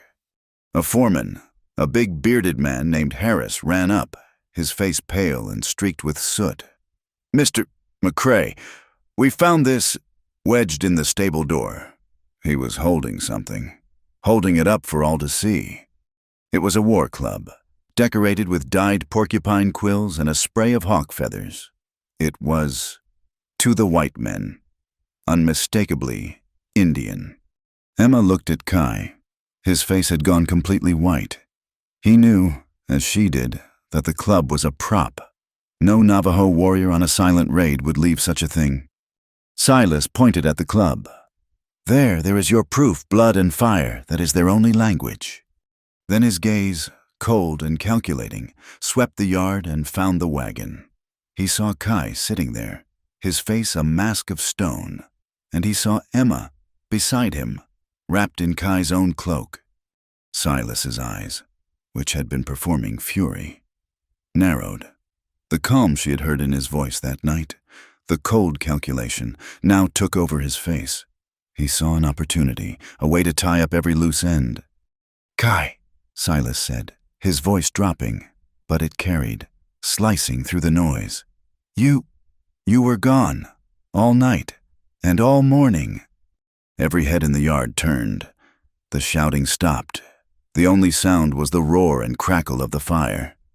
Kai did not move. He did not speak. "You were not at your post," Silas said, stepping down from the porch, his rifle held loosely at his side. He began to walk slowly toward the wagon.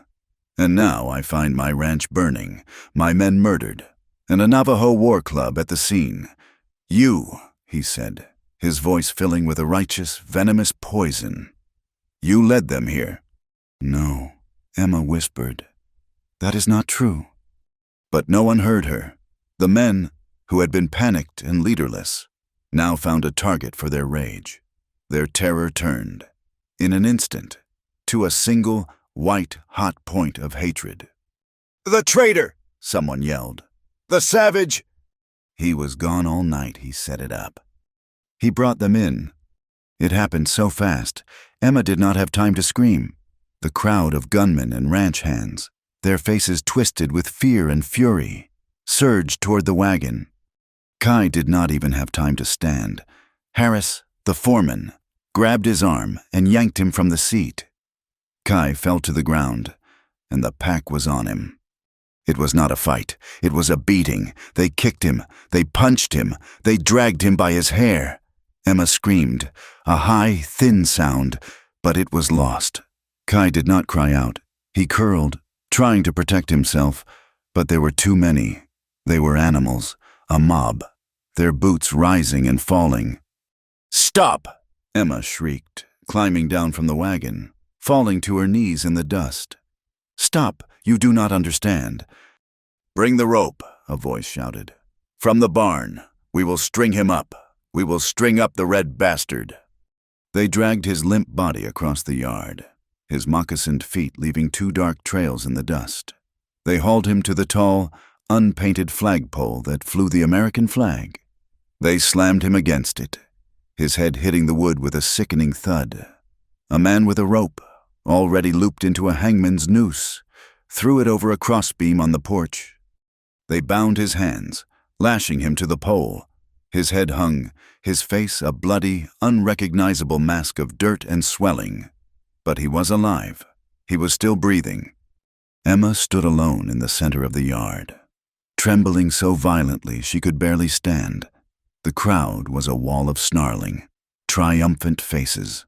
Silas McCrae watched, his face impassive, his arms crossed, his victory complete.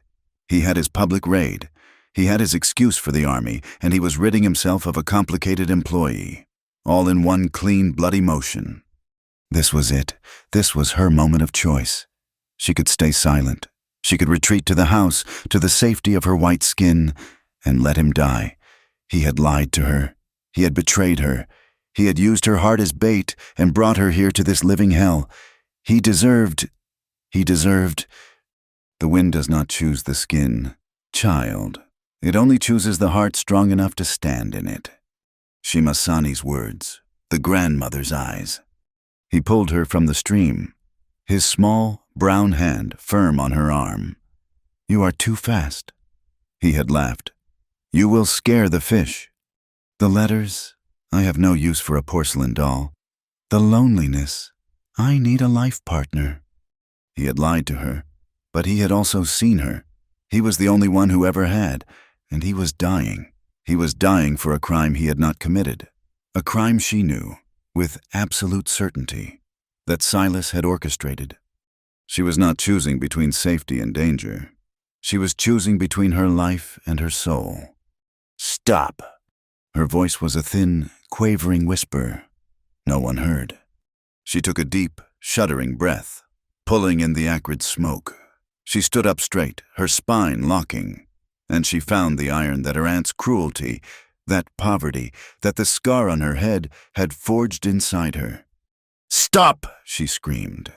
And this time, her voice was a raw, primal roar that cut through the bloodlust. The man holding the rope, ready to toss it over Kai's head, froze. The crowd turned.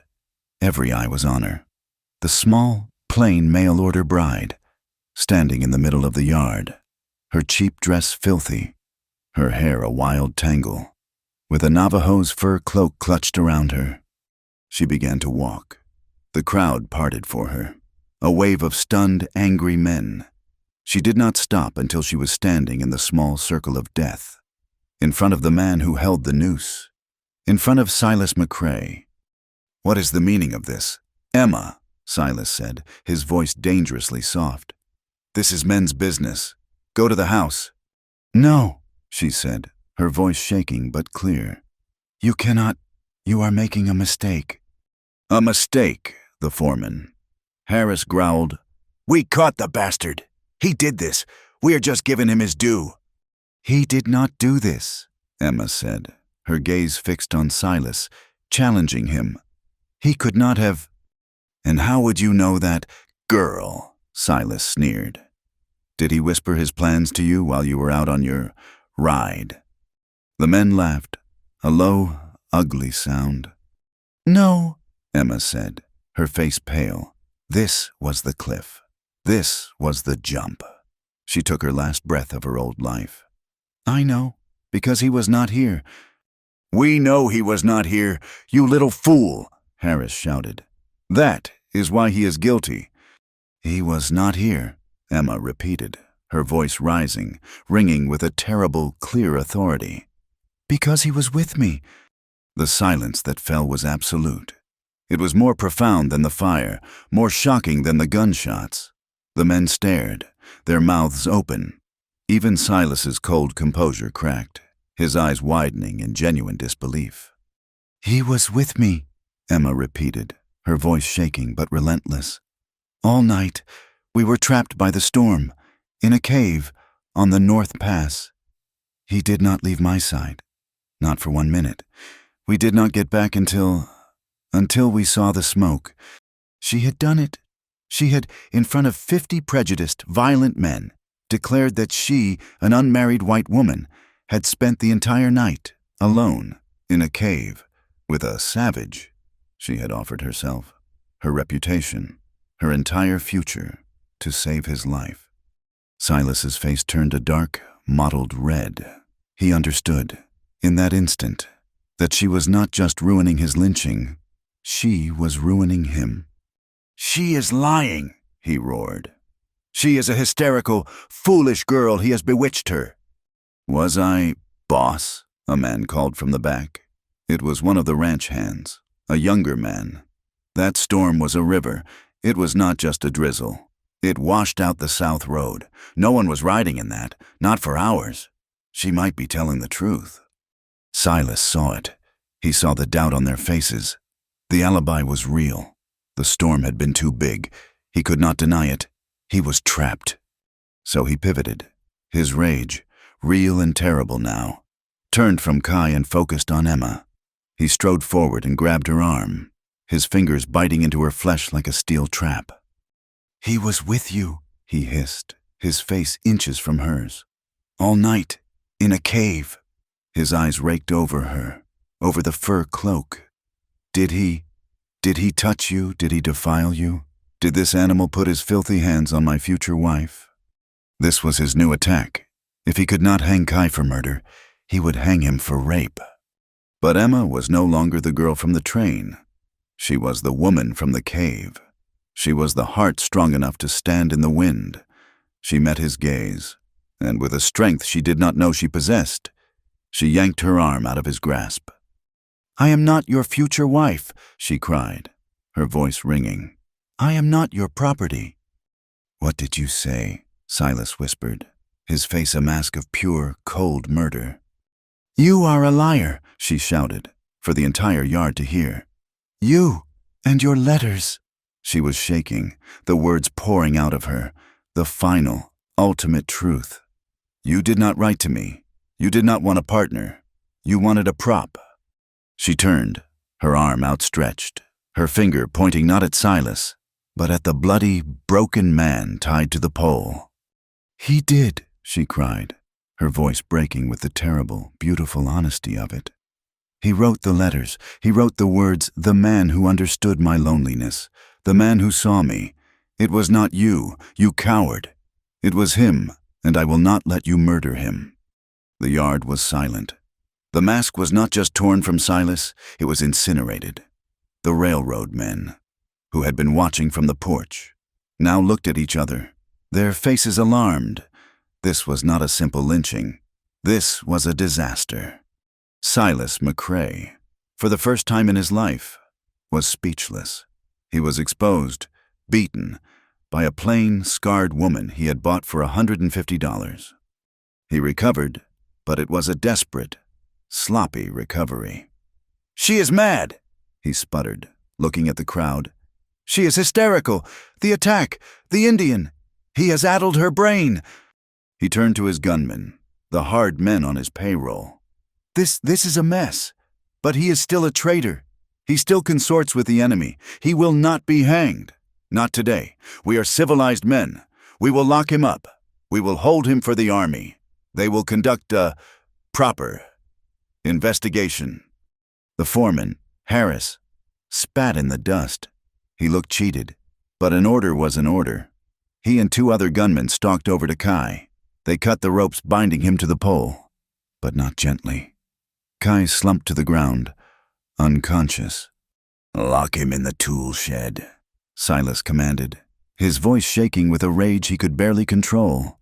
"And put a guard on the door." They dragged him away, his body leaving another dark trail in the dust. The crowd, their bloodlust denied, began to break apart. Muttering, confused, the show was over. Emma was left standing alone in the center of the yard, her entire body shaking in the aftermath. She had won. She had saved him. She looked at the tool shed, a small, windowless box of raw lumber. A man with a rifle stood outside it. She had not saved him.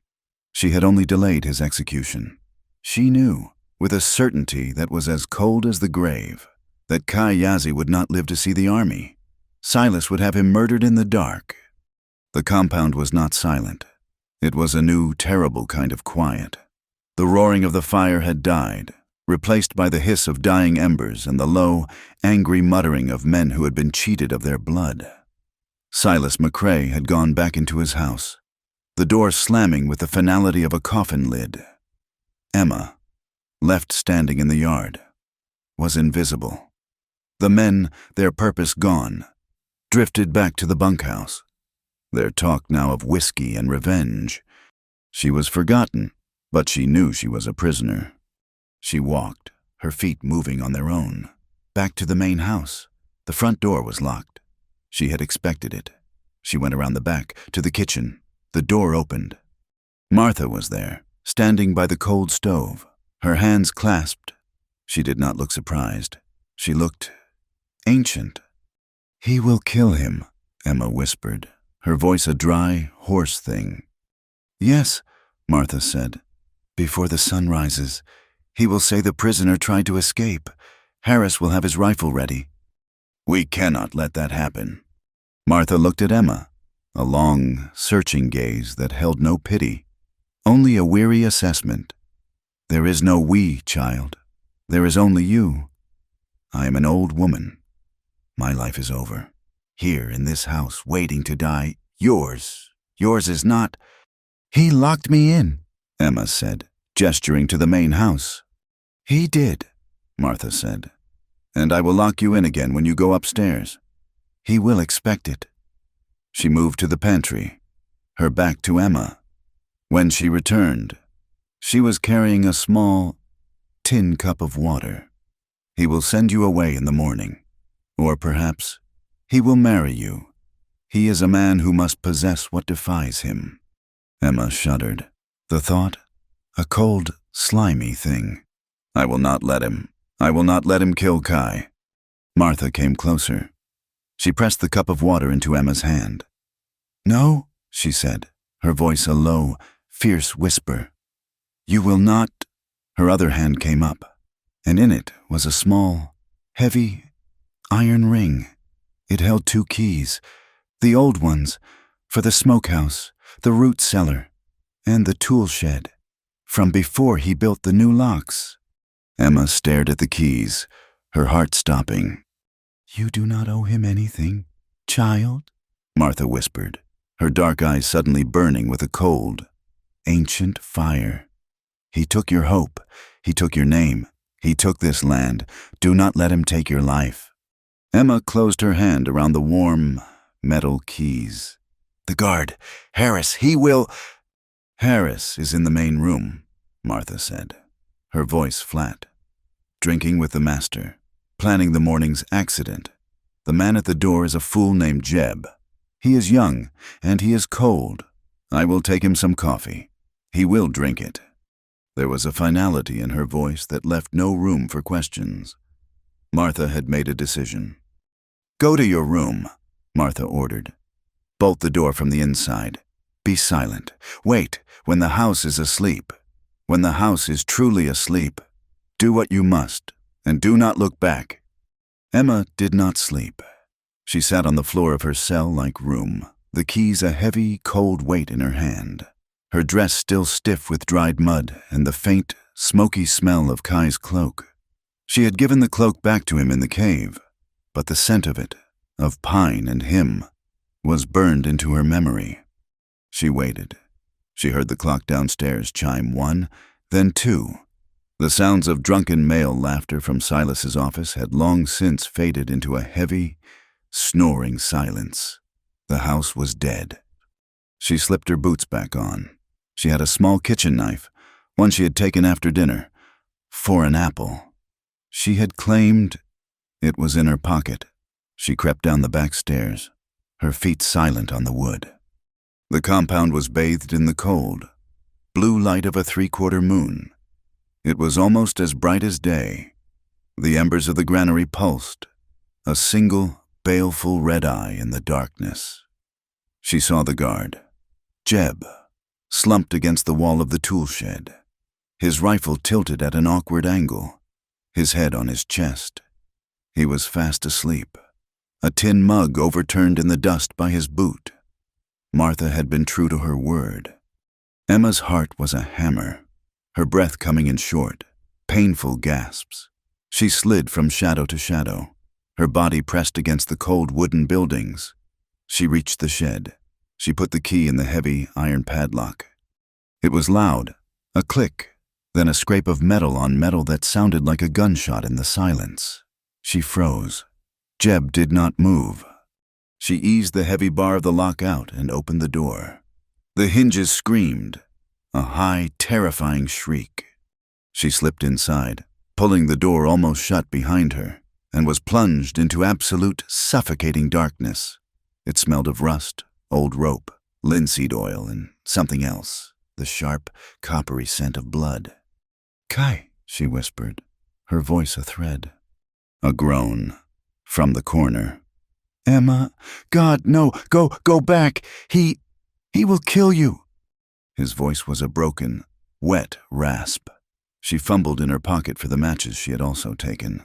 Her fingers, slick with sweat, finally struck one. The tiny flare of light illuminated the nightmare. He was in the corner, on the dirt floor, his hands tied above his head to a ceiling beam, his feet bound. He was not a man. He was a piece of meat. His face was a swollen, purple, unrecognizable ruin. His shirt was torn, his chest a map of dark, brutal bruises. He had been beaten, not just by the mob, but methodically, by Silas. "Oh, God," she breathed, the match burning her fingers. And she dropped it. "Go," he spat, and it ended in a cough. "Do not be a fool." She struck another match. She saw the knife in her hand. I am getting you out." She moved to him, her knees weak. She began to saw at the thick ropes binding his wrists. The hemp was thick, and the knife was small. "Stop," he hissed, his body sensing. You do not understand." "I understand that he will murder you at dawn," she sobbed, her hands working faster, the knife slipping, cutting her own palm. She did not even feel it. "No," he rasped, his voice raw. "If I run, I prove him right. I prove I am the traitor. He will use it. He will ride to the fort and say the savage escaped. He will tell the army my people freed me. He will have his war. He will burn the valley." He was right. Her blood ran cold. He was right. Running away was the final piece of evidence Silas needed. By escaping, Kai would be signing the death warrant for his entire people. He was choosing to die, a martyr, to stop the war. The rope at his right wrist snapped. She started on the left. "Emma, stop! Did you not hear me?" he pleaded. She stopped. She put her hands on his bloody, swollen face, her palms cupping his jaw. The match went out, and they were in darkness again. But it did not matter. She could feel him. "I heard you," she whispered, her voice shaking with a new, terrible, cold fury. "And you are the fool. Do you think he needs an excuse? He already has one. The fire, the bodies, the club. He was going to have this war, Kai, with you or without you." She leaned her forehead against his, her tears hot on his cold, bruised skin. "Listen to me, Kai. He is not keeping you alive as a prisoner. He is keeping you alive as a trophy. He wants you to die. He wants you to be the symbol of the Indians' treachery. He will murder you, and he will hang your body from that flagpole, and he will start his war. Your death will not stop it. Your death is his plan." He was silent. She could feel his ragged, painful breaths. "I will not let him," she said, her voice dropping, fierce. "I will not let him use you. Not again." She remembered the boy who had pulled her from the stream, the warrior who had shielded her in the wagon, the man who had written her soul. "If you die here, in this shed, he wins. He will use your body to burn a nation. Live, Kai. Live first. Then we fight." She heard a sound, a low, broken thing deep in his chest. It was the sound of a man's last defense, his last, terrible, honorable hope, shattering. "The knife," he whispered, his voice broken. "At my feet, the ropes." She lit another match. She sawed through the rope at his left wrist, and then the ones at his ankles. He collapsed, a dead weight, into her arms. He was a broken, heavy thing, and for a moment she thought he was dead, but he was breathing. "Can you stand?" she whispered. "No," he breathed. I think my ribs." "You will," she said. She put her arm under his, pulling his own arm over her shoulder. "You will, or we die here." With a grunt that was half agony, she hauled him to his feet. He leaned on her, his entire weight, and she staggered, but she held. She was a reed, but she was iron. She was the woman who had survived her aunt. "The stables," she panted, dragging him toward the door. "The horses," he gasped. "My bay, and the black mare. She is fast. McCrae's." "Good," Emma said, a grim, cold smile touching her lips. "He can pay for our passage." They crept out of the shed. The guard, Jeb, was still in his drugged slumber. The compound was dead. They moved. A single, limping, four-legged creature, through the shadows. The stables were dark. She helped him. He, even broken, moved with a surety she lacked. He showed her the bridles. They would not use saddles. There was no time. He was an extension of the horse. She was just holding on. They led the two horses, the fast bay and the powerful black mare, out of the stall, their hooves muffled on the straw.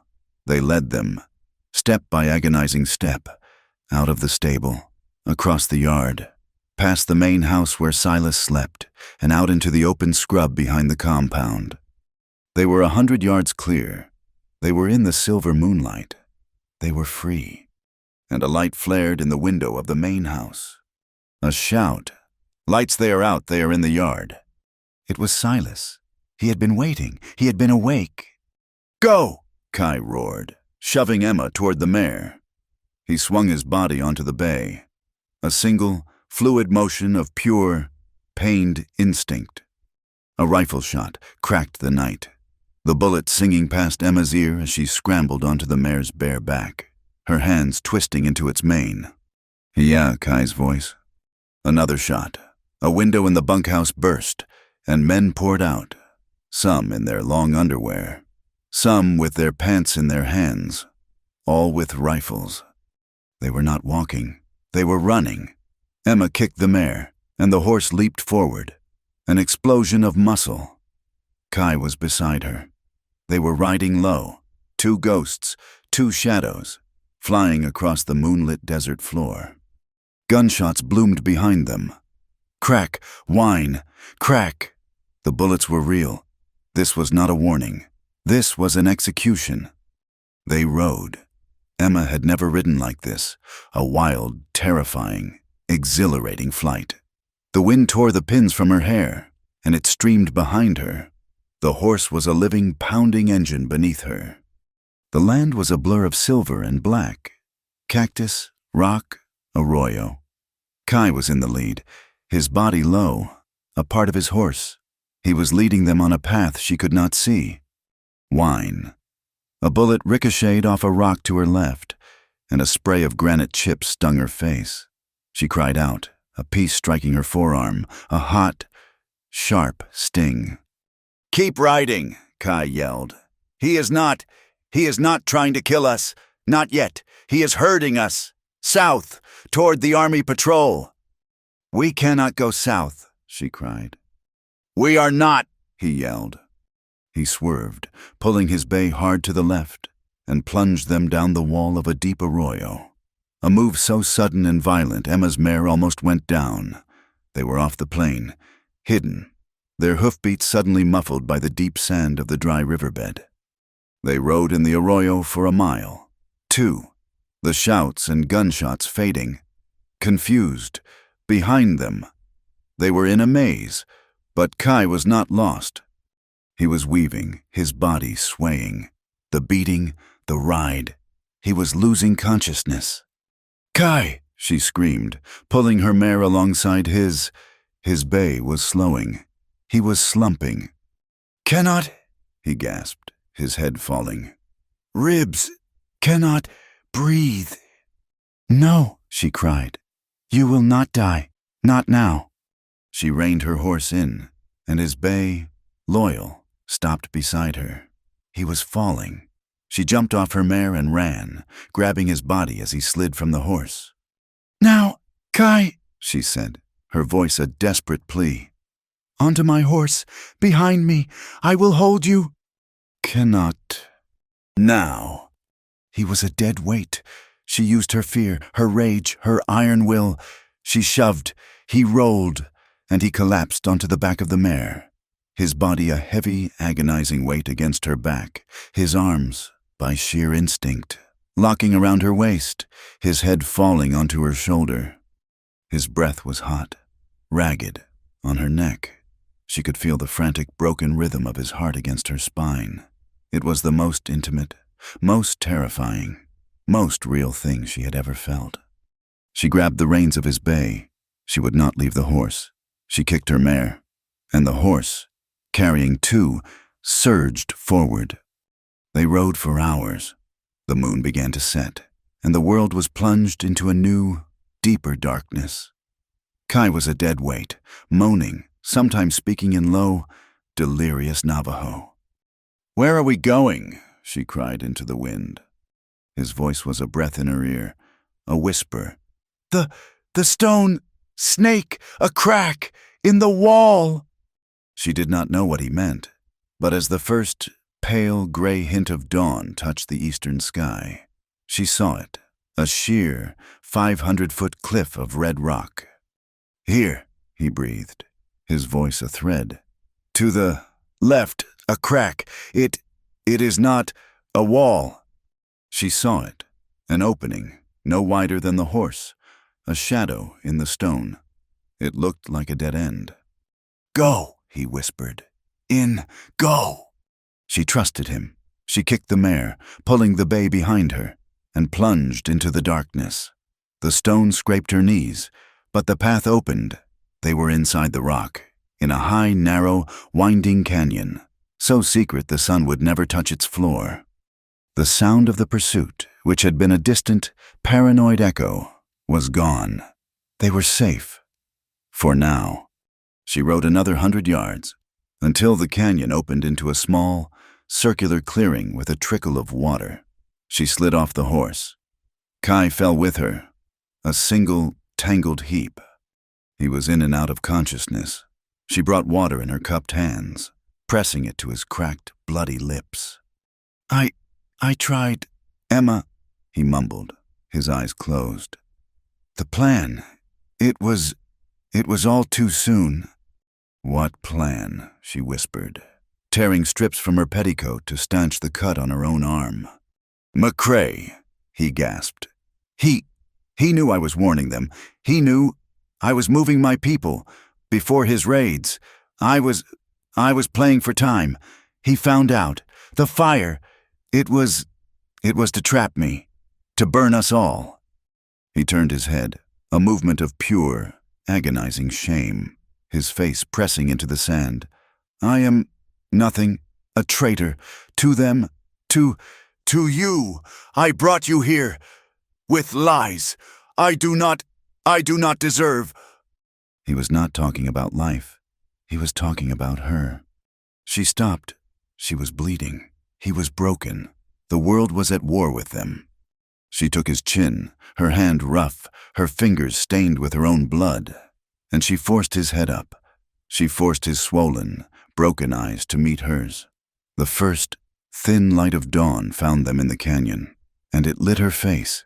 It lit the scar at her temple. We both have them, she said, her voice quiet, not soft, but hard. Hard as iron, hard as the new, forged core of her soul. They are a part of us, but they are not us.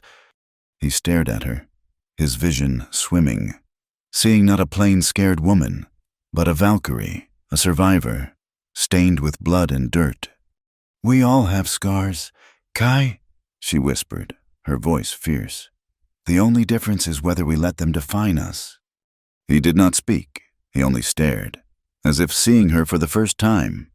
She finished tying the bandage on her arm and looked up, at the narrow, winding path that led deeper into the hidden canyon. Where does this path go? She asked, her voice practical, the voice of a soldier. He closed his eyes, his body finally surrendering to the pain. Home, he breathed. To the hidden valley. To my people. A new, cold dread filled her. And what will they do? She asked. When they see you, when they see me. He did not answer. He was unconscious. She was alone, in a hidden canyon, with a broken man. At the gateway to a people who had every reason to kill her on sight. They had escaped the fire, only to find themselves, perhaps, in the heart of the furnace. She walked for what felt like a day, but was only an hour, leading the two horses deeper into the winding stone passage. Kai remained a dead, groaning weight against her back, his unconsciousness a terrifying burden. Emma was operating on a fuel she did not recognize, a cold, clear burning thing that had replaced her fear. It was the iron of pure necessity. The passage was a maze, twisting and turning, but it always went up. The air grew thinner, cleaner, finally, with the sun now a hot weight on the canyon rim far above. The passage opened. Emma stopped, her breath catching, not from exertion, but from awe. They had stepped out of the rock and onto a high, wide ledge that overlooked a valley. It was not a valley. It was a secret, a world hidden within the world, a deep, circular bowl canyon, perhaps 2 miles wide, with sheer red rock walls that made it inaccessible from any direction but the one she had come. Far below, there was green. There were fields of young, bright corn. There was a stream, a silver ribbon, coiling through stands of cottonwood. And there, scattered under the trees, were the hogans, their earthen domes looking like they had grown from the ground itself, smoke rising from their centers in thin, clean white lines. It was home. It was the sanctuary. It was also a trap. He has come, a voice said, low and hard. Emma spun, her hand flying to the small knife still in her pocket. She had not been alone. A young Navajo man, no more than 20, stood from a rock where he had been keeping watch. He held an old, scarred rifle, and it was pointed, not at her, but at the broken man she was supporting. Kai, the young man said, and his voice was a terrible, pained mix of joy and fury. He let out a sharp, high call. Within seconds, they were not alone. Men seemed to materialize from the rocks, warriors, their faces painted not for war, but not for welcome either. They were hard, thin, and their eyes were filled with a deep, weary suspicion. They carried bows, old rifles, and knives. They surrounded her, their faces a wall of stone. They looked at Kai, his body broken, his face a purple mask, and a low, angry sound rolled through them. Then they looked at her, the white woman, dressed in rags, stained with her own blood, her hair a wild, pale tangle, standing in their most secret place, with their lost son. One of the men, an older warrior with deep lines of grief in his face, stepped forward. He spoke to Kai, his voice hard. Kai moaned, his head moving, but he was not conscious. The warrior looked at Emma. He pointed at Kai, then at her. He spoke one word, a question. "I brought him," Emma said, her voice shaking, her iron will suddenly cracking. "He was beaten. At the ranch. Silas McCrae. He was dying." The man did not understand her words, but he understood the terror in her voice. He barked an order. Two men stepped forward, but they did not move toward her. They moved toward Kai. They were not gentle. They lifted his body off the mare, and as they did, Kai's unconscious arms, which had been locked around her, fell away. Emma felt a sudden, terrible, cold emptiness. He was gone. The men carried him, his body limp, toward the path that led down into the valley. The other warriors, 6 of them, remained. They formed a silent, unmoving circle around her. They were waiting. She was a prisoner, of a different, more absolute kind. She was left there for an hour. The sun beat down. The horses, still hers, still carrying the brand of McCrae, drank from a small spring. No one spoke. She was an object, a piece of white, dangerous flotsam that had washed up in their home. Then she heard footsteps. It was Shimasani, Kai's grandmother. She walked slowly, leaning on her stick, but her spine was straight. Behind her came the older warrior who had taken Kai. The old woman stopped, her black bird-bright eyes raking over Emma. She looked at the blood on Emma's arm, the ruined dress, the wildness in her eyes. She looked at her for a long, silent time. Then she spoke, her voice like dry leaves. The warrior translated, his English as clipped and hard as Kai's. "She asks why you are here. She asks why you have brought this new death to our door." "I did not bring it," Emma said, her voice trembling. "It was coming. I saved him." The warrior translated. The old woman spoke, her voice sharp. "She says you did not save him. You are the bait that trapped him. He worked for your master, and he brought you here, and now the master will follow. You are the white woman who has led the soldiers to our last home." The accusation hit her like a stone. "No, he did not bring me. I came on my own. I was to marry Silas. Kai, he saved me on the trail, and then It was too complicated. The words were failing. "I saved him, too," she whispered, her voice fierce, the iron returning. They were going to hang him, for a fire he did not start, a fire Silas started, to blame your people. She told them, the words tumbling out, of the fire, the fake club, the mob, the noose. She told them how she had stood in the yard, how she had told the truth, how she had named Silas as a liar.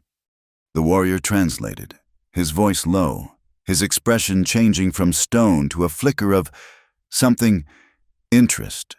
The old woman listened, her head tilted. When Emma finished, the valley was silent. "So he is a traitor," the warrior said, his voice cold. "And you are a liar. A good story. White woman. But we have heard the white man's stories before." "She is not lying," the voice was Kai's. He was there, at the edge of the ledge, supported by 2 men. He was conscious, barely. His face was a ruin. His chest was tightly bound with cloth, but he was standing. His eyes, swollen slits of green and blue, were fixed on Emma. "She is not lying," he repeated, his voice a raw, broken rasp. He spoke in Navajo, his voice gaining a desperate, painful strength. He spoke for a long time. He pointed at Emma. He pointed back toward the world. He spoke of letters and fire and betrayal. He was not just defending her. He was confessing. When he finished, the council of elders, who had gathered, were silent. The warrior who had translated now looked at Kai with a new, complex expression. "He has brought a white woman, his master's woman, into our home," one of the elders, a man with a face like a hatchet, said, and the warrior translated for Emma, his voice now flat, impersonal. "He has broken the law. She is the enemy. She is the reason Silas knows we are here. She must be given back. We will give her to the army. A trade, her, for our peace." "There is no peace," Kai gasped, lurching forward, and he would have fallen if not for the men holding him. He was burning with fever. "There is no trade. He is coming anyway. He is coming for this valley." "He speaks the truth," Emma said, her voice clear. She stepped forward. The warriors tensed, their hands going to their knives. She ignored them. She walked until she was standing before Kai, before the elders. "I am not a victim," she said, her voice ringing in the high, clear air. "I am not a hostage, and I am not a bargaining chip." She looked at the elders. "You are right. Silas is coming. He is coming to kill you, and to take this land. He thinks I am a foolish, kidnapped bride. He will use me as his excuse." She paused, her gaze sweeping over them. "And I am the only one who can stop him." The warrior translated, his voice now holding a note of surprise. "Stop him," the hatchet-faced elder scoffed. "A white woman with a sharp tongue. He comes with rifles and cannons."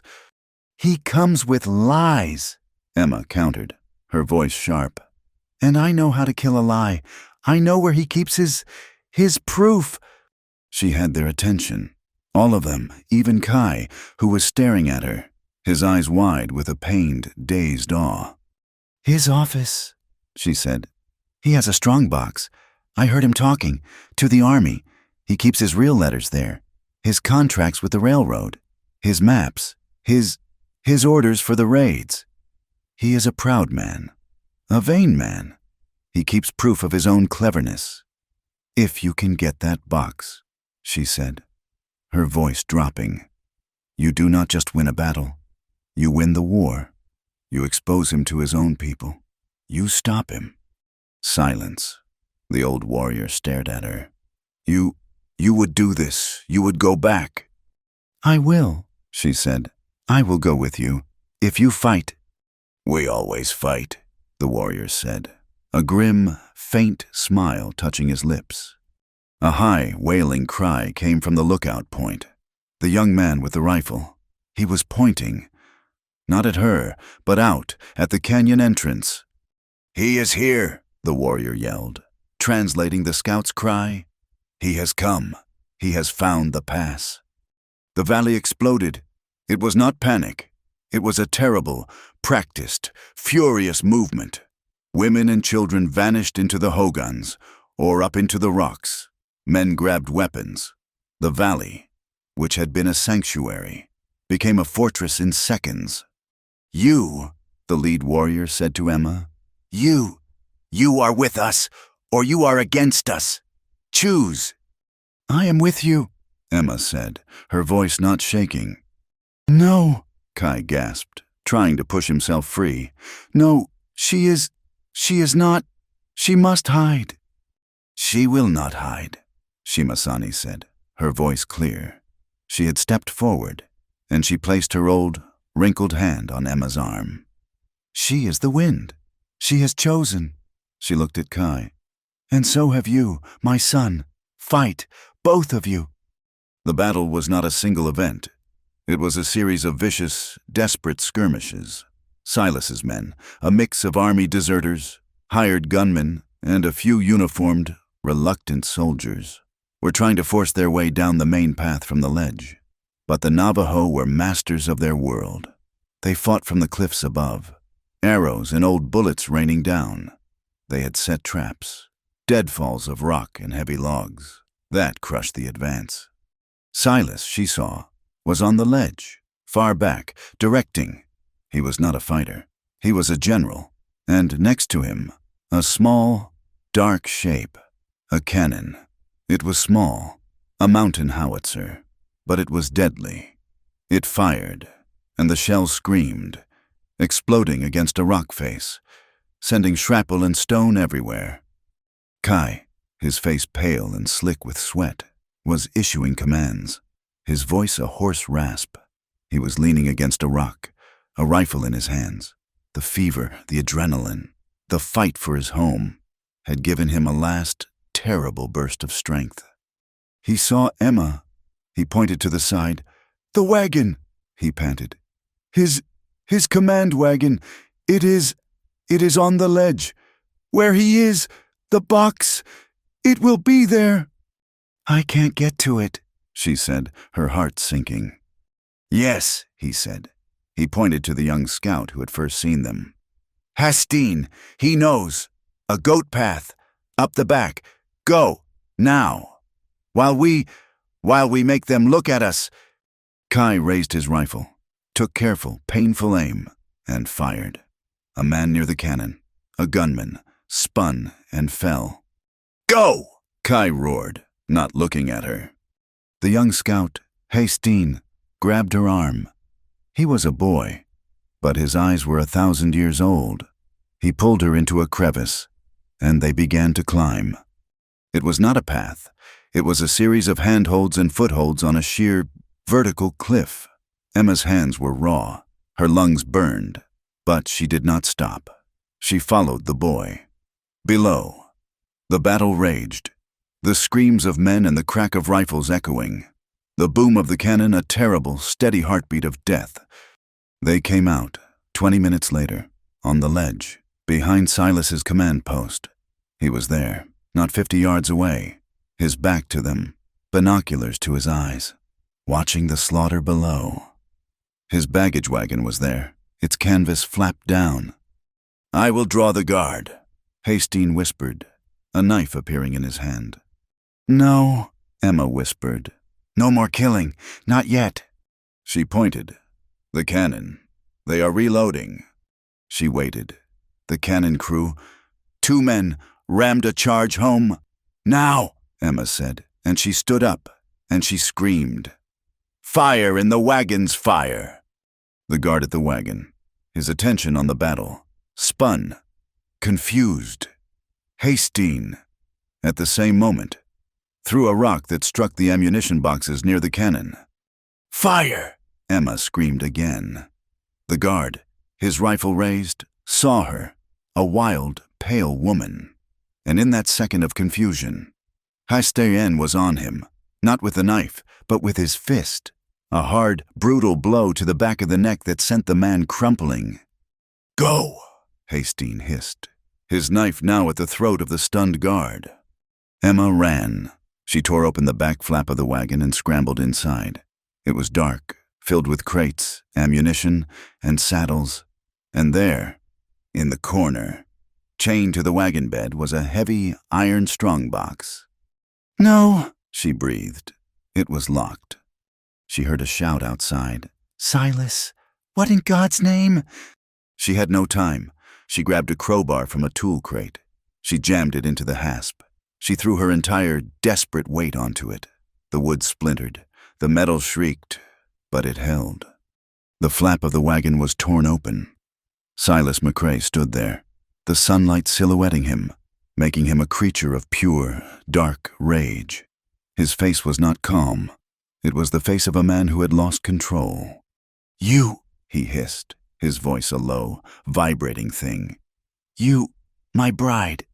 He stepped into the wagon, a long-barreled pistol appearing in his hand. He did not point it at her chest. He pointed it at her head. "You have," he said, his voice a terrible, soft purr, "cost me everything. My reputation, my men, and now, my prize." He cocked the hammer. The click was the loudest sound in the world. And then, a sound, a roar, of pure, agonizing pain and fury. It was Kai. He was not on the cliff. He was here. He had seen. He had charged across the open ground. A ghost, a dying man running on his last breath. A bullet, from one of Silas's men, tore through his shoulder, spinning him around, a spray of dark blood. But he did not stop. He launched his body, not at Silas, but at Emma. He collided with her, his arm, his good arm, wrapping around her, and he used his last, dying strength to throw them both, in a tangle of limbs, out the back of the wagon.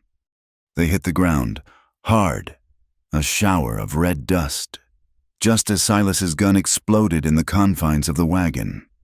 Emma landed on top of Kai. He grunted, a terrible, wet sound. She rolled off, her ears ringing. Silas was at the back of the wagon, his face a mask of pure, murderous intent, his pistol leveling at them again. But a pistol had fallen from the guard Hastine had struck. It was there, in the dust, inches from her hand. Emma grabbed it. It was heavy, alien. Silas saw her.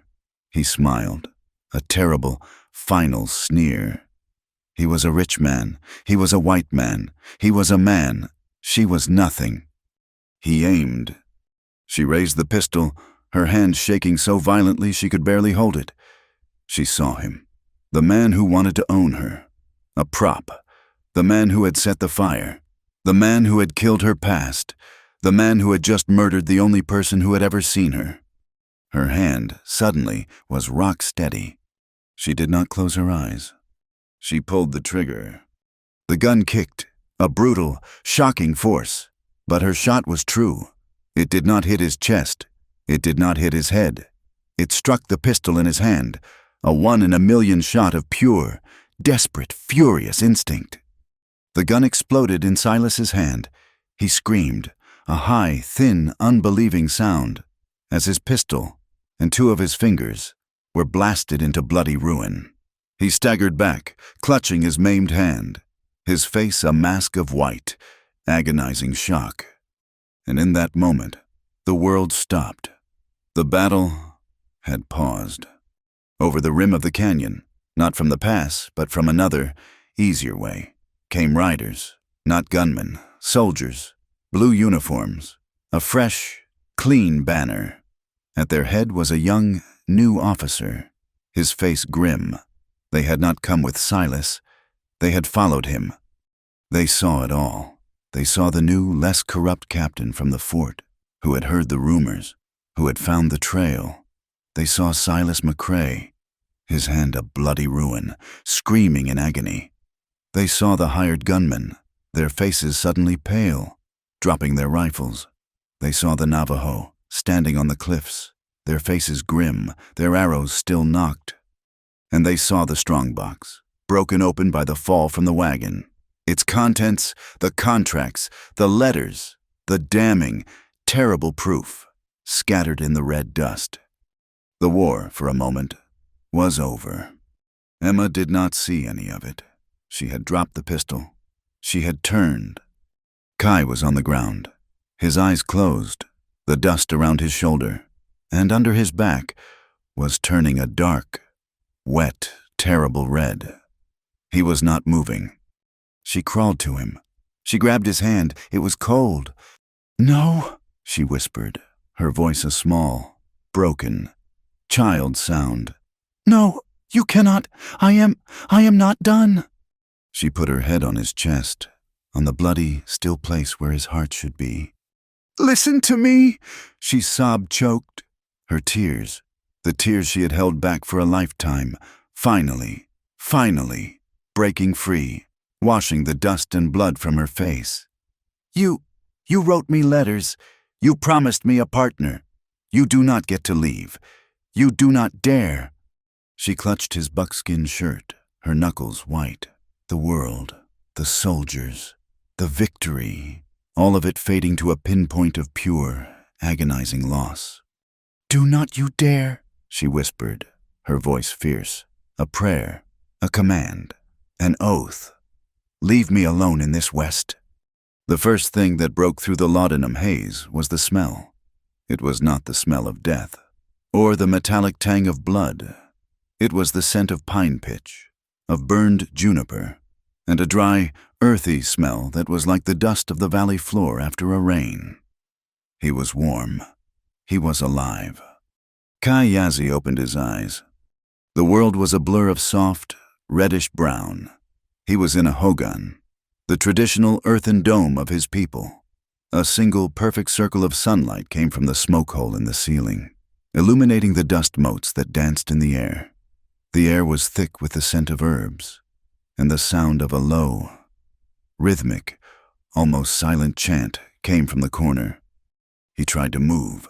A bolt of pure, white fire shot through his left shoulder, and a different, deeper, crushing agony flared in his ribs. He let out a low groan, his body instantly slick with a cold sweat. "Be still." The voice was not Navajo. It was a whisper, as dry and cracked as a dead leaf. He turned his head, a movement that cost him. She was there. Emma Collins sat on a small, three-legged stool near the fire pit, her back to the curved wall. She was not the wild, blood-stained woman from the ledge. She was dressed in a simple, borrowed Navajo skirt of dark wool and a cotton shirt that was too big for her. Her pale hair, clean now, was brushed back and tied with a simple leather thong. But it was her face that held him. Her eyes were red-rimmed, and beneath them were dark, bruised circles of exhaustion. She looked as if she had not slept in a lifetime.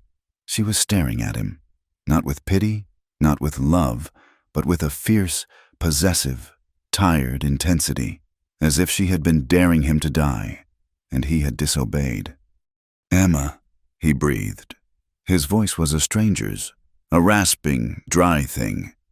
"You are a fool," she whispered, her voice trembling, a single tear escaping and tracing a clean path through the weariness on her cheek. "A stubborn, arrogant, absolute fool. I told you not to leave." He tried to smile, but it was a grimace of pure pain. I am still here." "Barely," she said. She stood, her movement stiff, and came to him. She was not alone. Shimasani, his grandmother, emerged from the shadows, her chanting never ceasing. She held a small pottery cup. Emma took it. It was a dark, steaming, bitter-smelling tea. She knelt beside his cot. "You have been asleep," she said, her voice low. For 4 days. The fever almost took you." She slipped a hand under his head, her touch surprisingly firm, and lifted him just enough to drink. The tea was bitter, but it was warm, and it spread through his chest. "Silas," he managed to ask, the word tasting like poison. "He is gone," Emma said, a cold, flat finality in her voice. "The new officer, Captain Bellows, he was not like the others. He was not on Silas's payroll. He had been following him. He saw it all." Shimasani spoke, her voice the rustle of rocks. Emma, he realized, did not look at her for a translation. She had been here, in this hogan, for 4 days. She understood. Not the words, but the meaning. "She says," Emma whispered, her gaze on the dark tea, "that the papers in the strongbox told the truth. Your truth and my truth. The letters, the contracts for the railroad, showing he was paid to clear the land, the orders for the raids. It was all there. He was arrested. He and his gunmen."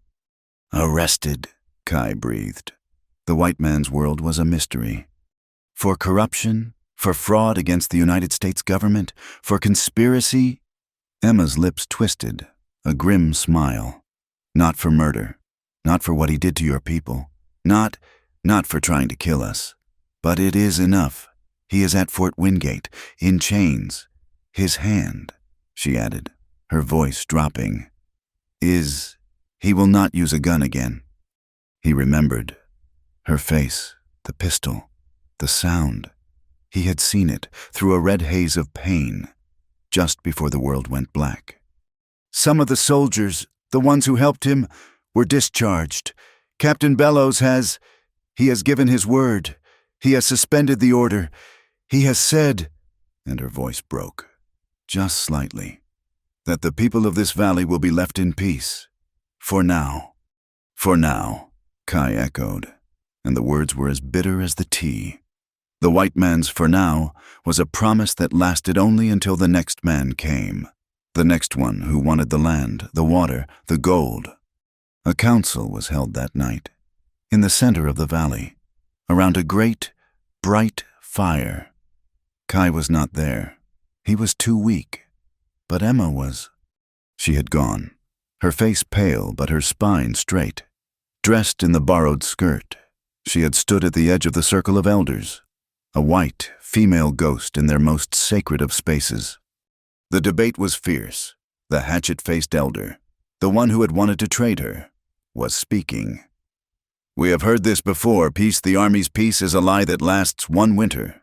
They will wait until we are weak, until our guards are down, and then they will come. This new captain, he is just a new face on the same snake." The lead warrior, the one who had first translated, spoke. "But he has the papers. The white woman, she speaks the truth. He saw the proof. He saw what he wanted. He saw a rich white man, Silas, who had broken the white man's rules. He did not see us." The argument raged. They were trapped. To trust the army was to be a fool. To not trust them was to invite a new, immediate war. Then Emma stepped into the circle. The voices stopped. Every eye, over 50 men, turned to her. She spoke, her voice clear and carrying, though she knew they did not understand the words. I cannot ask you to trust them. I do not trust them." She looked at the warrior who had translated for her. He looked at her, stunned. Then slowly, he began to speak, his voice translating her words for the council. I am like you," she continued, her voice gaining strength. "I am someone the world has tried to erase. I know what their for now means. It means until I want it. I know you have no reason to believe me, or any of us." She paused, her gaze sweeping the hard, tired, proud faces. "But you have a chance. The first one. You have proof. You have the papers. And you have a witness who was not just a Navajo." The air was still. "Captain Bellows," she said. "He has asked for a hearing. At the fort. In 2 days. He wants to hear the testimony of the valley. But he is one man. The railroad men, the politicians. They will try to crush him. They will say you are liars. They will say I am a liar or a mad woman." She took a deep breath. "He needs a voice, a white voice, to make the white men listen. They will not listen to you, but they might be forced to listen to me." "I will go," she said. "I will go to the fort. I will stand in their court. I will be your witness. I will take those letters, and I will read them, and I will tell them, to their faces, what Silas McCrae did, what he planned. It is a risk. They could arrest me. They could silence me. But it is the only way." She finished. The fire crackled. The hatchet-faced elder stared at her. His eyes narrowed. Shimasani, who had been sitting in the shadows, struck her stick on the hard earth. Once. She is the wind," the old woman said, her voice clear. "She does not lie. She has given us the only weapon that has ever worked against the white man, their own written, lying words." She looked at her people. "We will go. We will let her speak, and our son." She looked at the lead warrior. "Will speak for us, and we will see if this new world is just the old one in a new dress." The day of the hearing. Kai was strong enough to sit on a horse, though every breath was a stab of pain. He and Emma rode together, not as prisoners, not as lovers, but as something new, allies. They rode at the head of a silent, proud procession. 20 of the valley's elders, their faces grim, their best blankets on their shoulders, rode behind them. The fort was a stark, wooden square, a scar of order on the wild land. The hearing was held not in a courtroom but in the mess hall. It was packed. Captain Bellows, his face young and serious, sat at the head. Flanking him were two men in suits, railroad lawyers, their faces pale and furious. The room was full of soldiers, their faces curious, and a few men from the town, including the station master, who stared at Emma as if she were a ghost. Silas was not there. He was already on a prison wagon, heading east. "Miss Collins," Bellows said. His voice clipped. "You have made extraordinary claims. We have the documents, but they are confusing. Can you, in your own words, explain how you came to be in that valley and why Mr. McCrae, why he was firing on you?" Emma stood. She was still in the borrowed skirt and shirt, her hair tied back. She held a stack of papers, her papers, the letters. She told them. She did not cry. She did not shout. Her voice was a cold, clear, steady thing. She spoke of her life in Boston, of the loneliness. And then she read the letters. She read the words Kai had written. "He wrote," she said, her voice clear, "I have no use for a porcelain doll. I need a life partner. He made me believe I was coming to a home." Then she told them of the man she met, the cold, ambitious Silas. She told them of the night she overheard the plan to set a fire, the plan to blame the Navajo, the plan to start a war to get water rights. The railroad lawyers were on their feet, shouting, "Objection! This is hearsay." She is hysterical. She was his spurned. "Sit down, gentlemen," Bellows roared, and the room went silent. "She is the only one not lying, as far as I can tell. Continue, Miss Collins." She told them of the fire, the lynching, the escape. She held up her arm, the bandage a stark white. "This," she said, "is from the rock that hit me, when Silas's men were shooting at us, hurting us.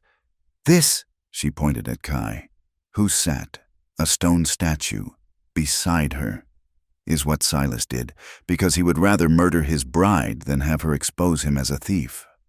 When she was done, the room was so quiet, you could hear the dust motes. Bellows looked at Kai. "Mr. Yazzie, you are a scout.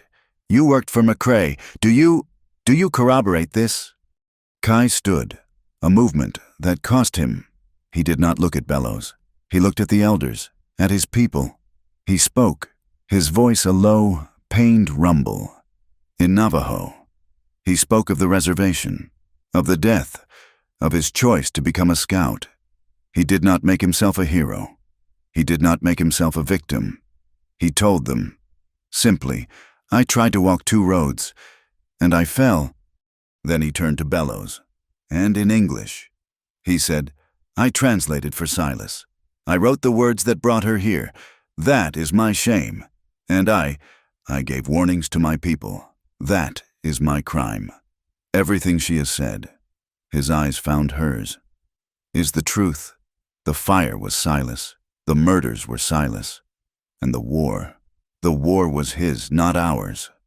The railroad lawyers left. The hearing was over. Captain Bellows stood. It is not perfect," he said, looking at the elders. I cannot give you back what was taken. I am one man, but the fraud is clear. The contracts are void. I am recommending to my superiors that the treaty be re-examined. That this valley, he said, his voice firm, is recognized as your land, temporarily. It was not victory. It was a breath. It was a for now.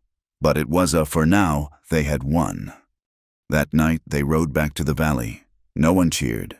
But as the sun set, the sound of a drum, a low, steady heartbeat, began. And then a flute. Emma stood by the stream, washing her face. The water was cold, clean. She had given her testimony. She had done what she had to. Kai walked up behind her. He was not in his white man's clothes. He was in a simple buckskin breechclout, his chest still bound, but he was home. They are not celebrating a victory," he said, his voice quiet. "I know," she said. "They are celebrating being alive. They are thanking the earth, because today, we are still on it. We still have air to breathe." He held out his hand. They are dancing." She took his hand. It was warm, calloused, real. He led her to the fire. The entire valley was there, their faces lit by the flames. They were not smiling. They were present. Shimasani was there, by the fire. She looked at Emma. Kai stepped forward, pulling Emma with him, into the light. He stood beside his grandmother. He looked at his people, the people who had called him traitor. He spoke, his voice clear, strong, ringing with a new, hard-won authority. He spoke in Navajo, his hand never leaving Emma's. He spoke for a long time. He pointed at her, at the scar on her temple. He pointed at his own shoulder. He pointed at the sky. When he was finished, the valley was silent. Emma looked at him, her heart in her throat. What did you say?" He looked at her, and for the first time, not with the memory of a boy, not with the guilt of a liar, not with the pain of a warrior, but with the simple, open, terrifying honesty of a man. "I told them," he said, his voice low, his green-flecked eyes holding hers, "that this is not the lost white bride. This is not a woman we'd found, or a woman who was brought here." He turned her to face his people. "This," he said, his voice rising so all could hear, "is Na-sho-i-yil-hoshi, the one who shoots the hand. This is the woman who shot the hand of the man who would sell the valley. This is the woman who gave us back our words. She is not one of them. She is one of us." Shimasani smiled, a true, real, deep smile. She stepped forward and took Emma's other hand. Emma looked at the faces in the firelight. They were not the faces of strangers. They were not angry or suspicious. They were just faces. They were looking at her, not at her scar, not at her pale skin, not at her hair. They were looking at what she had done. For the first time in her life, in the heart of a hidden valley, surrounded by a people not her own, Emma Collins was, finally, truly, accepted. She was home. It was 3 months, or perhaps a lifetime. Later, spring had come to the high desert, and it did so with a quiet, stubborn violence. The land, which had been all angles of red rock and gray dust, suddenly softened. The Ocotillo, which had looked like a bundle of dead sticks, erupted in tiny, crimson flames. The prickly pear, thick and armored, offered up pale, yellow blossoms that looked as delicate as silk. Even in the cracks of the stone, tiny tufts of green grass appeared, a testament to the fact that life would find a way. Even in the hardest of places, the West was still a place of brutal, unblinking hardship. But it was not, Emma had learned, a place without hope. They were married on the rim of the valley. It was not a church. It was a space between two worlds. From where they stood, they could look one way, down into the hidden, green sanctuary of the Hogans, the cornfields, and the stream that was the lifeblood of the people. And they could look the other way, out, across the vast, open plains, to the place where, far in the distance, a thin, dark line of smoke signaled the railroad, the relentless, iron serpent that was still, always, coming. There were no bells. There was no carved altar, no stained glass. There were only 4 poles, set in the red earth, draped with blankets of red, white, and black, wildflowers, which Emma and the children had spent the morning gathering, were tied to them in bright, cheerful, fragrant bundles. The guests were a strange, impossible gathering. On one side, the Navajo stood, their faces quiet, their colorful blankets a part of the landscape. They were Kai's family. On the other side, a small, nervous cluster of white faces. Captain Bellows was there, his blue uniform stark, his face serious, a gesture of a new, fragile respect. Martha was there, having left the McCrae ranch now in the hands of the bank for good. She sat on a small stool, her back straight, a single, rare tear tracing a path through the dust on her cheek. And there were a few children, white and Navajo, from the small, makeshift school Emma had started in a borrowed tent, all of them watching, wide-eyed, as their two worlds touched. Shimasani stood before them. She was the only minister they needed. She did not speak of a god in the sky. She spoke of the earth under their feet and the sky that held them. She took a handful of red sand, the sand of the valley, and a handful of paler, white sand from the pass. She let them fall, mixing in her palm. Kai translated her words, his voice low, no longer for a council, but for Emma alone. "She says," he whispered, his eyes, those green-flecked river-stone eyes, never leaving hers, "that we are two souls. She says we have walked through fire, and we are marked." Shimasani took their hands, his brown, scarred, and strong, hers pale, also scarred, and trembling, and she placed them together. She let the mixed sand pour over their joined hands, a gritty, warm blessing. "She says," Kai continued, his voice thick, "that we all carry scars, but we do not have to be defined by them. Today, we are two spirits, with two histories, walking together, and we walk, not into the shadow, but toward the light." Their wedding night was not in a house. It was in a new, canvas tent, set a little apart from the village, a gift from the people. It was a space that was not his, and not hers, but theirs. Inside, a single lantern cast a warm, golden, flickering light. They were alone, for the first time, as man and wife. The air was thick with a new, terrifying, beautiful silence.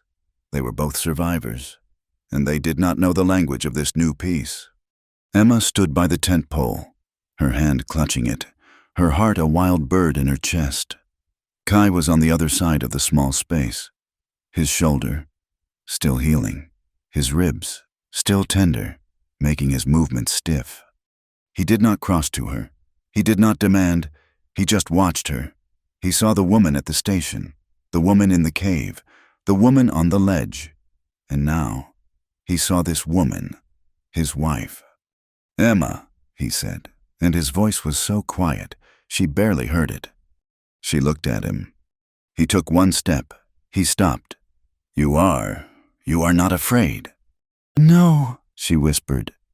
I am not the girl from the train." "No," he said, a slow, deep smile touching his lips, the first real smile she had ever seen. It was the smile of Little Hawk, finally returned. "You are not—" He came to her, slowly. He did not kiss her. He did not touch her body. He did one simple, profound thing. He raised his hand, his calloused, scarred fingers trembling, just slightly. And he gently, with a reverence that was a prayer, touched the scar at her temple. She closed her eyes, a tear escaping. She had spent a lifetime hiding it. "It is," he whispered, his thumb tracing the pale, silvery line, as if he were touching a holy symbol. "The most beautiful part of you. It is the mark of the fire." He leaned his forehead against hers. We survived the fire. Emma," he breathed, his voice a raw, broken, beautiful thing. We did not survive it. To hide in the shadows, we survived it. To warm each other." She lifted her own hand, her hand that had fired the pistol, and she touched the scar on his cheek. He closed his eyes. He lowered his head and kissed her. It was not a kiss of passion, not yet. It was a kiss of arrival. It was a kiss that tasted of wood smoke, and pine, and salt, and truth. It was the end of a lifetime of loneliness, for both of them. He reached for the lantern. The flap of the tent closed, and the high desert night, with its 1,000 cold stars, held them in its vast, silent, and finally, peaceful embrace. 2 years passed. The world did not stop turning, and the railroad did not stop coming. The lines on the map, drawn by men in Washington who had never seen a cactus, were still being drawn. The "for now" held, but it was a fragile, guarded thing. But the world in the valley had changed. Emma's school was no longer a tent. It was a small, adobe building built near the fort, but not in it. And the students were not just the sons and daughters of the officers. The children of the Navajo, in their bright blankets, sat on the same benches as the pale, freckled children of the soldiers. Emma taught them English.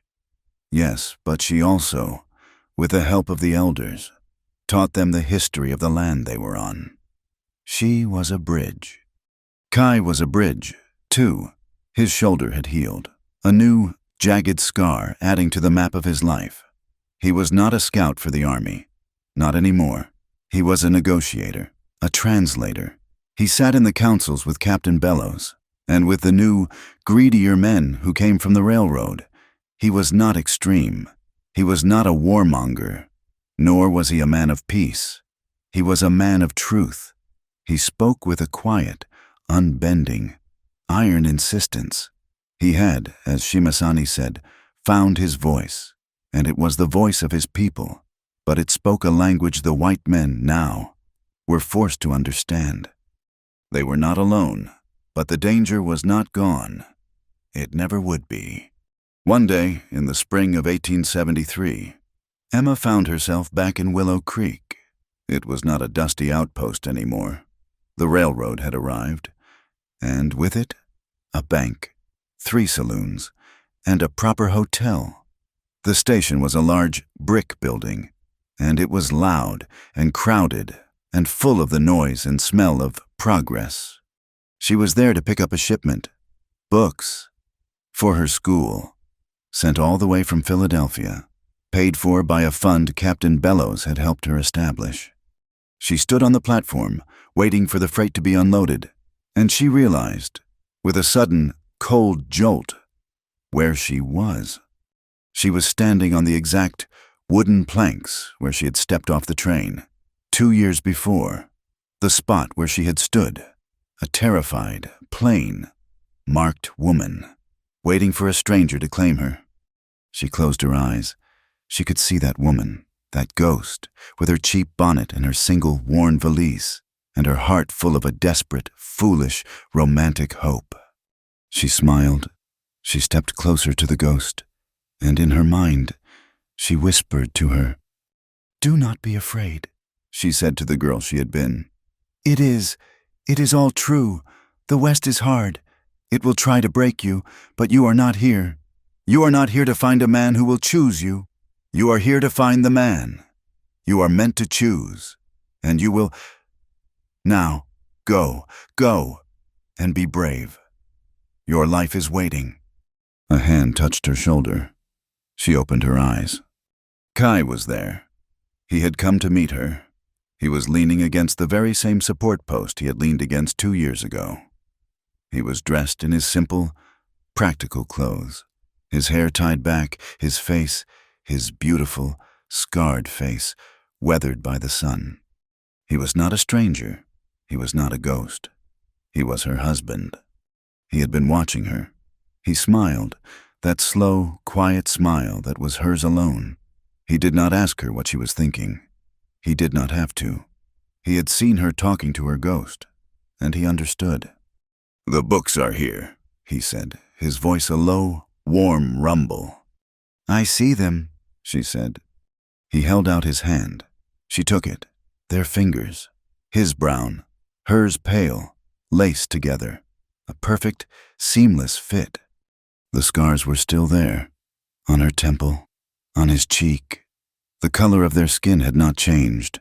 The languages they dreamed in were still different. The world, the hard, unforgiving, beautiful West, was still full of danger. But love and loyalty, and the simple, terrible, iron courage to speak the truth, that Emma knew, was the thing that changed the world. It did not change it all at once. It did not make it perfect. It changed it slowly, one person at a time. The West was still a place where freedom was just another word for danger, but it was also a place where a heart, even a scarred one, could dare to love again. And the story of Emma and Kai, of the mail-order bride and the Navajo warrior, was just one story, of thousands, of how it did. Thank you so much for listening to our story today. I am curious. Where in the world are you listening from? Let me know in the comments below. I would love to share in this moment with you. This was a long one.